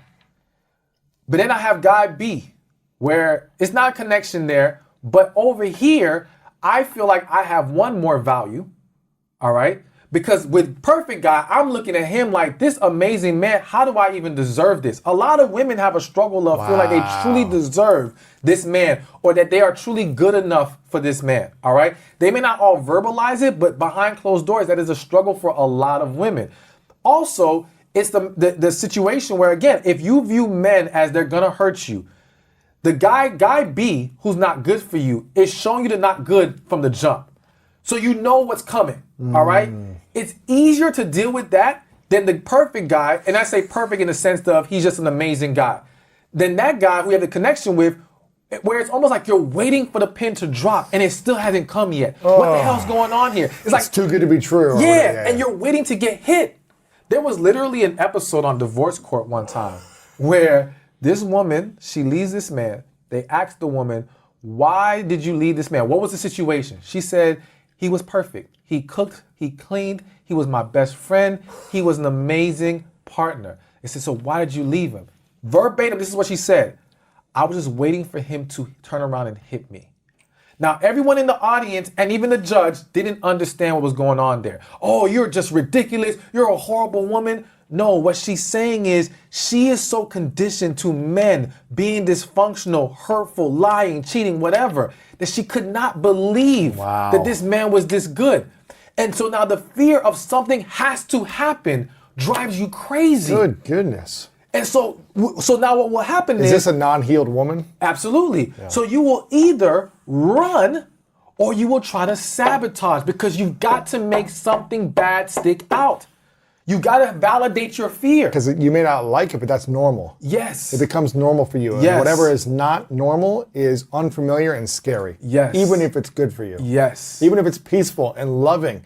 You've never had it. It's unfamiliar. So you're like, what's wrong? Exactly. And when the hell is something wrong going to happen? Something wrong has to happen. That's what I've been trained to believe. So now I can't take this insanity of waiting. Oh my gosh. That's what happens to a lot of people. A lot of people. And I'm telling you, that's why, and let me give you another angle. Give it to me. So I've had a lot of clients, women clients, who have used the term, I felt like I was losing myself when dealing with a man that they had a connection with, all right? Really? Yes. So here's the problem. If that woman has been hurt, all right, in all these situations she has been hurt, she has experienced some level of damage and trauma, she now becomes guarded, all right? That guardedness is her shield. It is her protection in her eyes, all right? But it also allows her to not be fully vulnerable, okay? So now she's operating under this shell, behind these walls. The man she has a connection with forces you to come out of that. So now you feel like you're losing yourself, but you're not losing yourself. You're losing who you've conditioned yourself to believe you are my goodness. out of the need for protection. Even though it wasn't really protecting you, it was hurting you even more the whole time. All right? So now you're losing that ego part of yourself. Yes. The masks. And the the guards. safety of the guard, the safety of the walls. Wow. You're not allowed to have those walls in a relationship that you have a connection. It demands greater of you. But the dysfunctional guy, the no good guy, the loser, does not demand that of you. Wow. So you can continue to operate behind your walls, giving 3/4, half of your heart, all right, and validate it because you're with a guy who's beneath you, so to speak, who you're not really in love with. You're more in control of the situation. You have emotional control with this guy. You feel like your emotions are all over the damn place with the other guy. And you can't deal with that. It's nerve-wracking. Why is it so hard for women to deal with that? To deal with the full expression of their emotions, vulnerability? Because I believe it's because women as they grow up, they're much more emotionally giving of themselves. So because of that, even when they get into relationships, that first relationship where she fell in love or thought she was in love, she really gave herself. See, as men, we don't always fully give ourselves. That situation where we do that is a lot more rare. We have to feel like this is the one, all right? Whereas a woman, if she feel like I can be with this guy, I want to be with this guy, she gives of herself. And since this tends to happen typically at a young age, high school, early college, at a time where men at that age are boys and don't know how to handle a woman's love, emotions, and the commitment that's required in that relationship, it is more than likely he's going to hurt her. Whether it's completely his fault, whether it's also her doing some things, because it's not only the man that does wrong, it's the woman too. But the point is they're both young. They both have not learned how to be mature and master their emotions. And so she's gonna typically get hurt. And now from that point, she says, I will never let that happen to me again. The wall comes up. Now she's guarded. Now she's trying to manage her vulnerability. Jeez. When she was younger, she wasn't fully managing it. If anything, when women are younger, it's other people trying to pull them back. Don't be so into it. You can't be all into the guy. Relax. It's true. But she wants to just give. Act like you don't care. Exactly. Yeah, act like you don't care. All this game playing. But once she gets older, now it's okay. I'm not going that far. Wow. But the problem is that works well with the no good guy that shoots you in the foot with the guy you have a connection with, or that's the really good guy for you. And so it's a horrible negative cycle, but again, lack of healing. And listen, the same thing can happen to a man, but here's the difference. Men, let's say when he's younger, thinks he falls in love, gives his heart to a girl, she crushes it. And he can't go on a vengeful, F these women, F life, I don't care anymore, I'm gonna do whatever I want, right? But then if he meets an amazing woman, there's a greater chance of him being willing to embrace that she's an amazing woman and give it another chance. Why? Because he has not been conditioned to believe that all women are horrible. Why are women conditioned this way? Because they're getting stories from their mothers, their aunts, their sisters, their friends, society, TV, all saying men bad, men bad, men bad, men do wrong. The only place they can see a story of love is Disney, and not even Disney anymore, maybe. I don't know, but you know, that fairy tale doesn't exist. All right, men are not. It's not pushed as much on men. Are there some men who have been pushed to the edge of believing all women are bad? Yes, and those men act horribly, and those men will reject that amazing woman when she comes his way. But a lot of men still have hope. A lot of women, they don't have hope. They're just trying to work with it. All right? So that's what makes it a huge difference. So when the good, amazing woman comes his way, he has a reason to think maybe this could really be it. When the good, amazing man comes her way, it's, nah, this can't be real. Because that doesn't exist. Men like this don't exist. How could this be happening right now? And if you convince yourself that enough, you'll find something wrong with the person, whether they did something wrong or not. Exactly. You will create, listen, I hate to say this, but this is truth. Some women, and I say some, will create false narratives. They will create stories that don't actually exist because they need something. And this even happens when it comes to dating. I have a video about you will always be the bad guy. And what I tell men is that if you don't, there's a lot of women out there that if you don't give them what they wanted ultimately, whatever it was, they're gonna at some point view you as the bad guy. What does that usually be? If you didn't give me a ring, if you didn't do this for me, Yeah, if you so didn't let's do this say, for for me. example, you met a woman, she deep inside wanted a real committed relationship, and you never gave that to her. And let's just say you weren't even lying to her. You were telling her, I really don't really want a relationship. But she was going along with it, hoping she would get that. She doesn't get that. To her now, she can't view you in a positive light. Because in order for her to break free from this and suppress her emotions, she has to view you as the bad guy. She has to create a negative narrative about you. That's the only way to make it easier for her. Now, again, I stress, this isn't all women, but this happens with a lot of women. And so now what happens is that Is this why every, almost, I think maybe all but like one of my past relationships made me out to be a bad person when I didn't give them what they wanted? Absolutely. And said back, even if I didn't do anything bad or wrong or out of integrity, if it just didn't work out, then it was like, okay, they never wanted to speak to me again. I was the worst person in the world. They couldn't be my friend. They talked bad about me, whatever. And I was like, just because I didn't give you what you want, we want different things. Yes. But now I'm this horrible human being. Yes. Because if they believe in good Lewis, that makes it a struggle for them to accept not being with Lewis. Wow. That makes it a struggle for them to accept how the situation didn't go the way they wanted. They have to project something negative onto you. Because if at the end of the day, the relationship didn't work out, what are they saying to themselves? That I wasn't good enough for him, or something has to be wrong with him so that I feel like I'm good. So there's myself. a part of them. So I wasn't watching the movie. The movie was on TV, and there was a scene that popped up where this girl said this guy just broke up with her, right? And all the girls on the table was like, oh, he's just afraid of his emotions. He's this, he's that. Then this one person at the table, who was actually a guy disguised as a woman, said, are y'all blind? He just wants his space. He doesn't want to be with you. They all got silent and looked at him. And he said, oh no, it's his emotions. Like he had to change the narrative. So what it shows you is that there's a part of that woman who does think, damn, is it me? Am I not good enough? What's wrong with me? Mm-hmm. In order to fight that, she has to now come with the other side. No, it's him.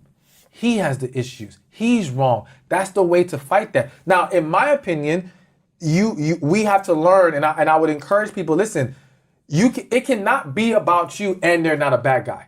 You see what I'm saying? Like, it doesn't have to be either or. We can understand that we just weren't the right match. Right. We weren't the right fit. That's it. That's all it is to it. It doesn't mean you're not good enough as a woman. You can be an amazing, great woman. But we weren't the right match. Exactly. We didn't have a connection. Exactly. She wasn't for you. You weren't for her. That's it.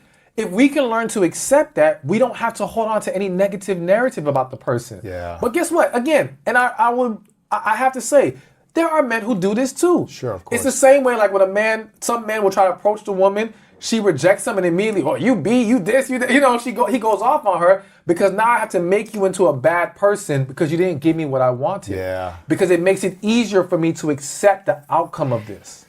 It's funny you're saying this.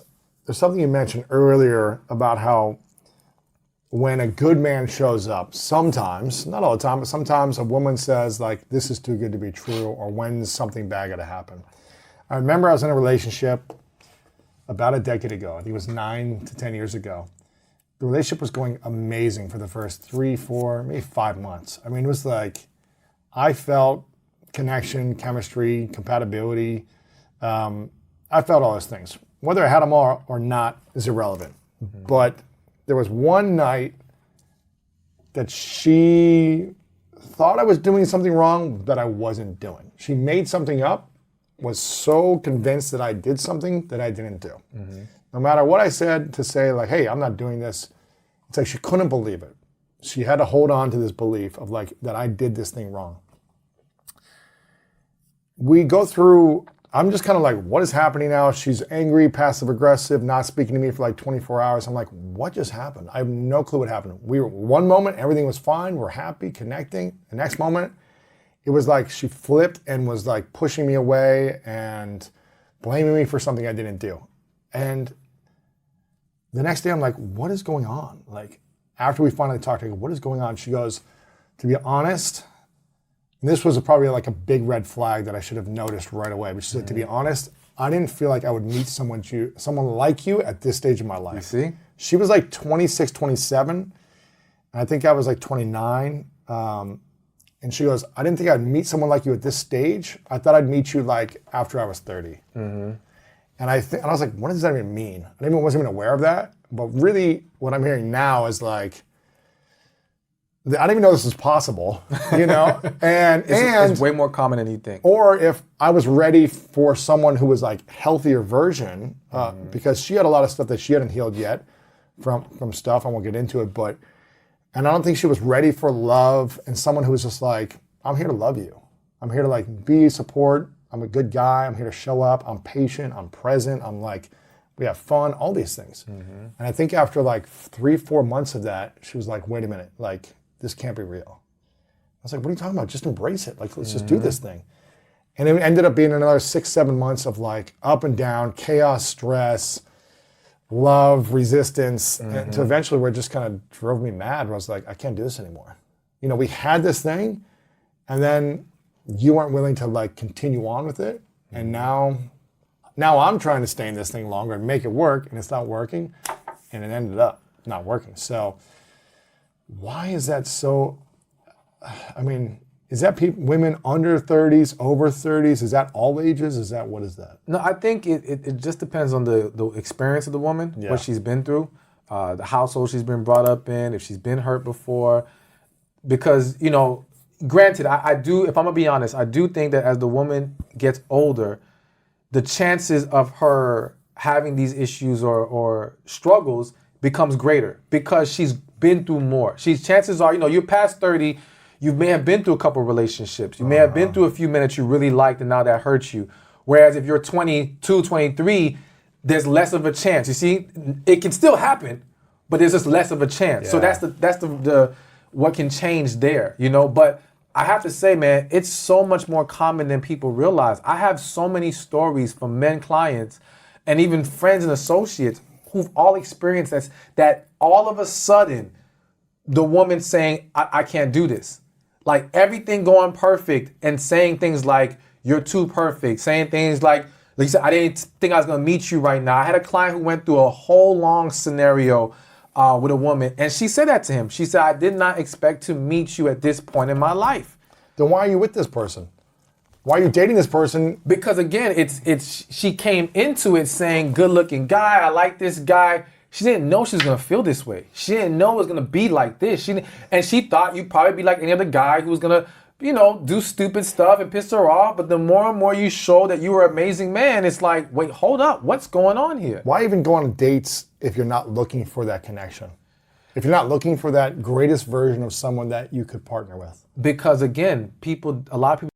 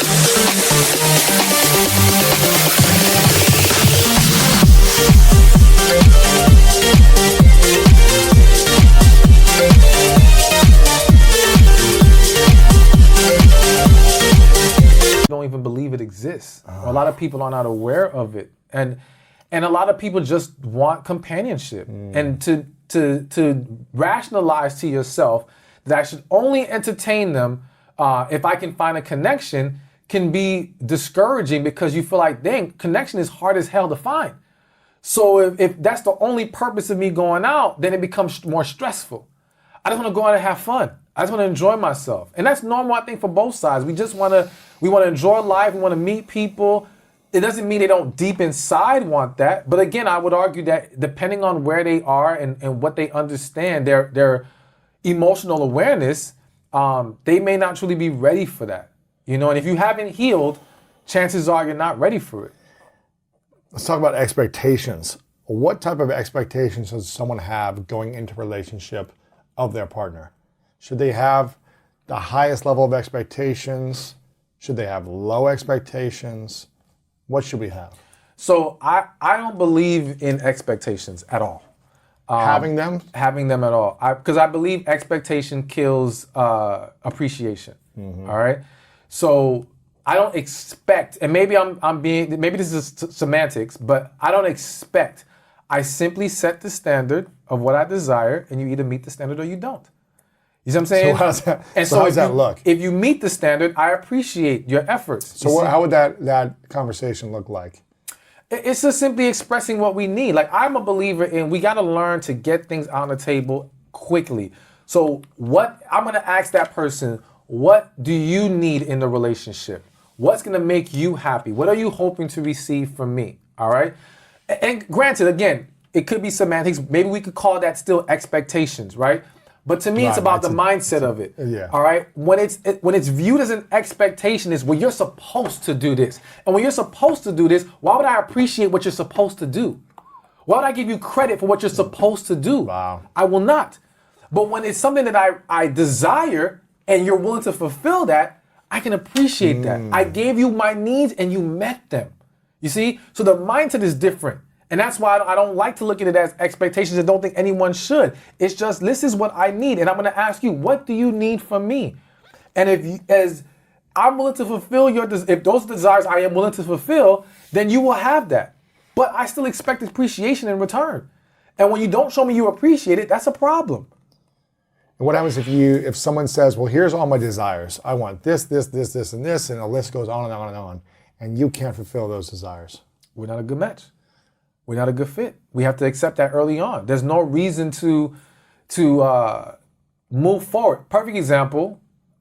I'm someone who doesn't mind paying, but I don't like planning. Okay, so I'm not a planner. I don't plan my own events. I don't plan a lot of things. So planning trips. I'm not saying I would never do it, but I'm not a planner. But I'll pay. So if I met a woman, she wants to go somewhere. Hey, plan it, schedule it. Here's my card. Book the flights, do Exactly. everything, all the details. Boom, paid for done. it. Now, if a woman says to me, listen, I don't like that. You need to plan the trips. We're not a good fit. I'm sorry.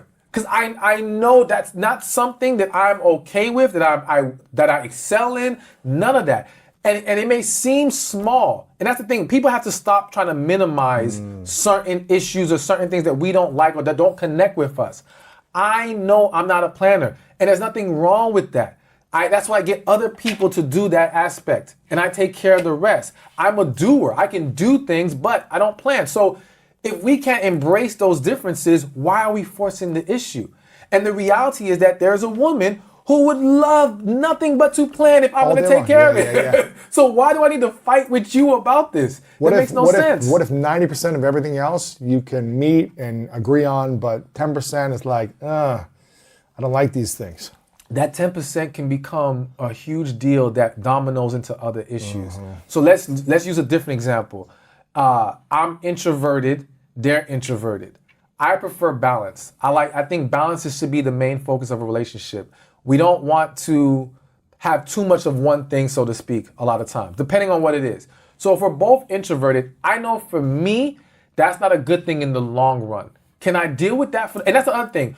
It's not about what you can deal with today or next year. Can you deal with it 5 years from now, 10 years from now? That's the question you have to ask yourself. Because again, the goal should not be a temporary relationship. My goal is long term, all right? I know that both of us being too introverted is going to be a way down on the relationship in years later, all right? So I'm not gonna do that. All right, I know from the jump I need some balance there. So that may seem like, well, that's not a big deal. It's only 10%, but that's a huge 10% if you know you can't deal with it. Wow. If let's say something sexual, let's say it's a sexual act that you like. Let's just be real. Let's say it's oral sex. All right, and let's say as the woman, you love oral sex, or the man, and your partner's like, hell no, no oral sex, not happening. But everything about them is amazing. If you know this is a desire strong enough that will make you either become irritated with your partner or seek to get that desire fulfilled elsewhere, it's a deal breaker.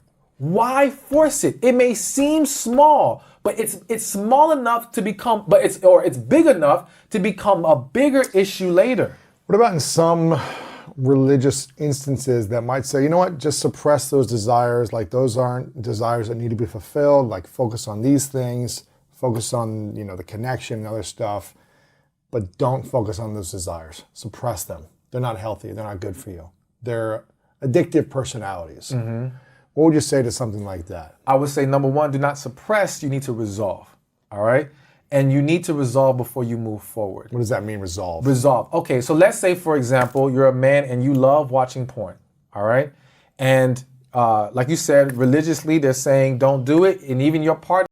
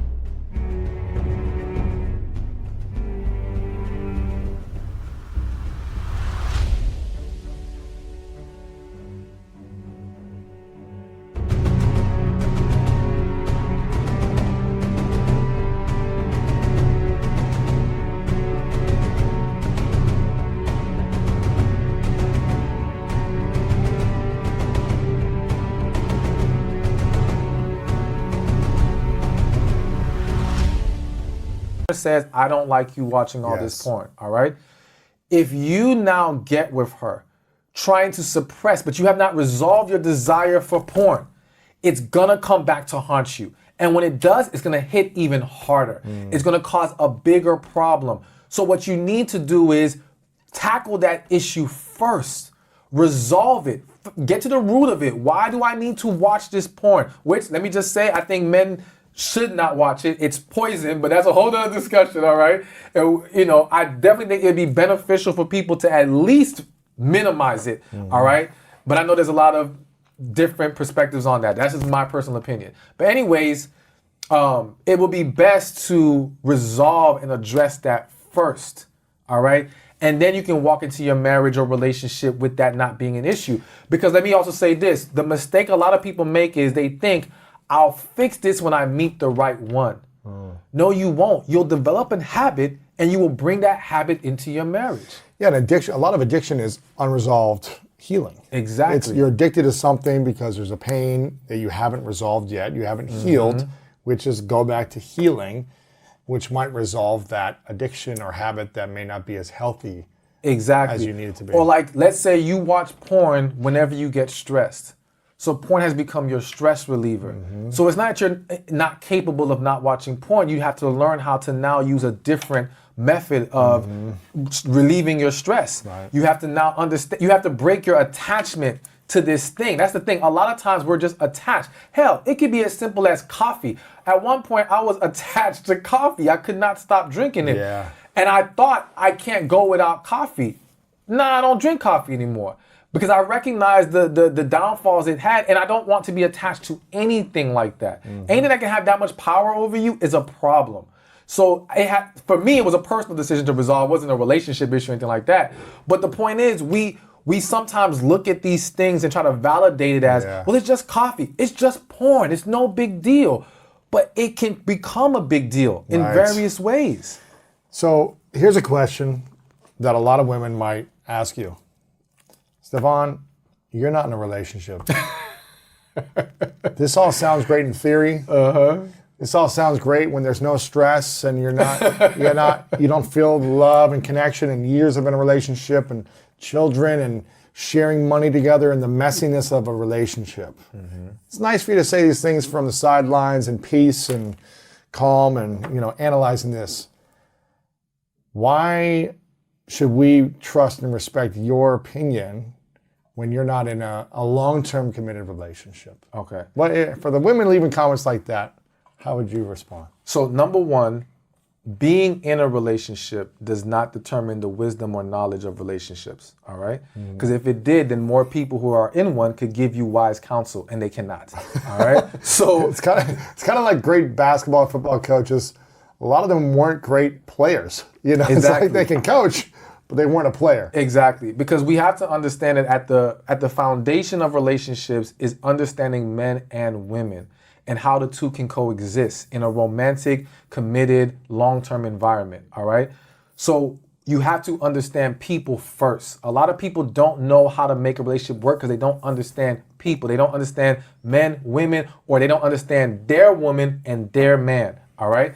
So we'll start there. Number two, I don't require or expect anyone to listen to me. I always tell people, pray about it, trust your intuition. If this resonates with you, take it. Or take what resonates and leave what doesn't. I have to speak the truth that needs to be spoken. I have to walk in what I know is my purpose, all right? Whether you connect with that or see that, that's on you. I'm not here to convince anyone, all right? I will say that I don't think I could have gotten this far unless what I was saying had truth to it. I don't think I could be this successful without being able to have helped, or the fact that I have helped so many people is why I've gotten to this point. But I think for the individual, also understanding that I'm practicing what I preach, whether you realize it or not. Because You're not in an unhealthy relationship. exactly. You're waiting. I'm waiting, and I'm waiting for the connection. I'm waiting to make sure that it's going to be in alignment with my purpose. I'm making sure that I'm preparing along the way. I'm still learning, growing, getting better. I'm doing the things I tell everybody else to do. So I'm not going against my message. It's just that we have to understand relationship isn't, you have a certain amount of knowledge, relationship tomorrow. I can have it tomorrow. I can have it tonight if I want it. But the point is not to just get in a relationship, it's to be in the right one. And for me, more importantly, the one that God wants me to be in. And that requires patience, process. You know what I'm saying? And just a willingness to sacrifice in the meantime. You know, it ain't easy, but you got to do it if you want what's best. And the reality is that's how it goes in most aspects of life when you want to be successful. There's a patience, there's a process, you know, and there's a sacrifice. Yeah. If it's you getting in shape, your body doesn't become what you want it to be tomorrow. Right. Trust me, I know I've been at it for a while. Okay, I'm still working. If you want to be successful, most successful people have a period of struggle.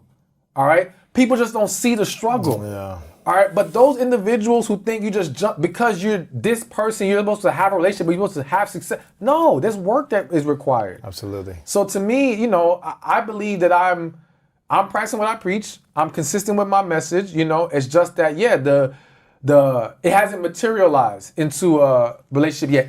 And the last point I'll make is this: I do feel that I'm held to a higher standard. Right. Reason being is because if I'm going to be a speaker in this area, I cannot come with some half relationship. No. I cannot come with something that does not represent the message, that does not glorify God, that does not inspire people. All right? I do not want to be another relationship that makes you feel like there are no good relationships or all this is phony. I want this to be not just real and genuine in me saying it. I want you to feel the energy and spirit of my relationship when I'm in it. So that kind of standard is going to require a lot more work to get. Right. Because I always say most relationships start because people overlook the red flags. I can't overlook a red flag. So it's going to take a lot more longer. picky and choosy. Yes. Yes. Wow. I've got a couple final questions for you. This has been powerful, but I want people to get one of your most popular books, Love After Heartbreak. They can get it at where can they go to get that book? StephanSpeaksShop.com, or they can go on Amazon, iTunes, and it will soon be available on Audible as well. Ooh, you're going to read it? Yeah. Ooh, all right. StephanSpeaksShop.com. Love After Heartbreak. You've got a bunch of books. Yeah, I got a lot of bunch books about relationships on different stages of relationships that you're in. Yes. So whatever you're going through, go to StephanSpeaksShop.com. Check out that book. If you have gone through a heartbreak, you're single trying to find the next person. Or even if you don't think you have anything to heal from, go read it because you probably still do have something to heal from. Yeah, it's true. And this one's all about how to heal. You talk more Yes. about the process of healing, the steps. Exactly. You go into that. And healing from anything, not just relationship hurt, parents, anything from our childhood, family members, friends, any kind of hurt. Yes. Make sure you guys go check that out. Also, you're on YouTube. Stephan Speaks on YouTube. Yeah. Awesome YouTube channel. Facebook's got a massive, Instagram, massive channel in all these places. Check you out over there. 3 final questions. One is, what are a few ways to know that your partner truly loves you? All right. So way number 1 is to evaluate if you truly love them. Because I find that people are so busy trying to analyze the other person and not looking at themselves in the mirror. And so if you are not truly in love with your partner, they're not truly in love with you. True love is a 2-way experience, not one way. So if you know, for example, you're only with him because he treats you better than the rest, but it's not really there, all right? Then trust and believe he's not in love with you, all right? Same way if you're a man and you're only with her because the family likes her, she's beautiful, she's all these great things, but it's not really there, then she's not in love with you. It doesn't work that way. So if you want to figure out there's real love, figure out that real love exists within you first. If you love that person Exactly. first. And then and when you can say your love is real, then yes, I do believe that you will then be able to discover that their love is real as well. But understand this, love can be real, but again, a lack of healing and fear can get in the way. Absolutely. And so there are people who truly loved you and ran from you. Love is not enough. Love is not enough. That is something where a lot of people say love is all you need. Love is not all you need. You need someone who's not going to scream at you. You need someone who is going to work on themselves and heal. You need someone who's willing to both meet each other's needs. Like a lot of things need to happen for it to be enough. Yeah. Because love is not enough. Is that right? Yes. So you got to ask yourself if your love is real for that person first to know if they truly love you. Yes. What else would you say there? Second thing is, are they willing to embrace all your needs and desires? And I think needs, of course, come first, and then desires are second. But I do think that when we really love each other, we're willing to embrace those things. And again, that's why it's important to understand it's a two-way thing. Because why are you worrying about them being willing to embrace your needs and desires if you're not doing that for them? You have to start with you. So you have to start with, okay, am I willing to meet all of their needs and desires? I can check that box. Okay, now what are they doing for me? And if they cannot check their box, now we say this isn't going to work. Okay. All right? But you've got to look at yourself first, because too many people are saying, well, they won't do this, they won't do that. But there's things you aren't doing for them. Right. And that's not right. Right. And you might not be the right match. It doesn't mean you're bad or wrong. Exactly. Just not the good fit for each other. Exactly. Okay, third thing? A third thing to tell if they really love, if this person really loves you, is they can be open and vulnerable with you. Mm-hmm. I think at the end of the day, anyone who's truly in love with someone is at least willing to try to be more open and vulnerable, all right? Or at least has moments. And that's the thing. I think that's the difference between the healed lover and the unhealed lover. The healed lover can be consistent in their vulnerability and their openness. The unhealed lover has these moments of vulnerability, but then they keep pulling back, all right? Because it's like the moment scared them. It's like, how the hell did I get here? How did they get me to be so, no, I'm not comfortable here. Let me retreat. You see? So it's this back and forth push and pull that happens a lot of times with the unhealed person who can love you, but they're so scared, and that throws everything off. Absolutely. A lot to unpack here. So many good notes that I've got taken. Feel free to put your biggest takeaway in the comments below over on YouTube. Make sure to follow Stephan. I got two final questions for you. Before I ask the final two questions, I want to acknowledge you, my man, for always showing up. I think I've had you on, 3 or 4 times now. Yeah. Every time there's always something new, and there's always something that is reminded, because I feel like we constantly need reminders. Even when we learn something one time, we need accountability and repetition of this thing for many, many years for the rest of our life. Fitness, nutrition, spirituality, love, connection, business. We need accountability and reminders. Absolutely. So I appreciate you for showing up constantly as a reminder for all of us listening and watching. And I appreciate you for constantly diving in and doing the healing work. I know you got to write the letter and being what you talk about, showing up as what you're coaching other people. So I acknowledge you for all that, my man. I appreciate you. This is called the 3 truths. You've answered this before. If people want to hear this question, they can go back and listen to the other version that you shared. So I won't share what you said before. But if you had to share 3 final things on the last day of your life, and this is all people would have to remember your lessons by, the 3 lessons you would leave the world, and all of your content would have to go with you besides these 3 things. I call it the 3 truths. Okay. What would be your 3 truths that you would leave behind? All right. Truth number 1 would be heal. And under that healing umbrella would be don't take things personally. Don't internalize people's actions. Always embrace forgiveness. Because again, that healing has thrown people's lives off in so many ways. There are so many people who did not live the life they deserved, who were not able to be in the relationship that they deserved, who did not even walk in the purpose or career that was for them, all because of a lack of healing. And so, and some people unfortunately go to the grave with that lack of healing. And so it's such a huge part of life. And so healing has to always be, the first truth I would share. Heal. The second thing would be find yourself in your purpose as early as possible. And I say as early as possible because I think that society has created this mindset of you're young, you have time. You'll figure it out later, and later becomes later and even later and then later. And then what happens is you dig yourself this deep hole of where you don't belong, that it becomes hard to pull yourself out. All right. So if it's career, you may have spent the last 10 years trying to be a doctor, but your life's calling was to be a teacher. And now it's so hard to walk away from the degree, from all that you poured into being a doctor to now become a teacher. And that alone has derailed your life and taken you off of your true path. So the quicker that we can find ourselves and our purpose and embrace that, the better life we can live, the more we can walk on the path that is for us. And to me, everything else falls into place from there. You see what I'm saying? Peace, happiness, love comes when we find ourselves and when we find our purpose. All right? Number 3. Number 3. I'm drawing a blank, but I'm going to give you a number 3.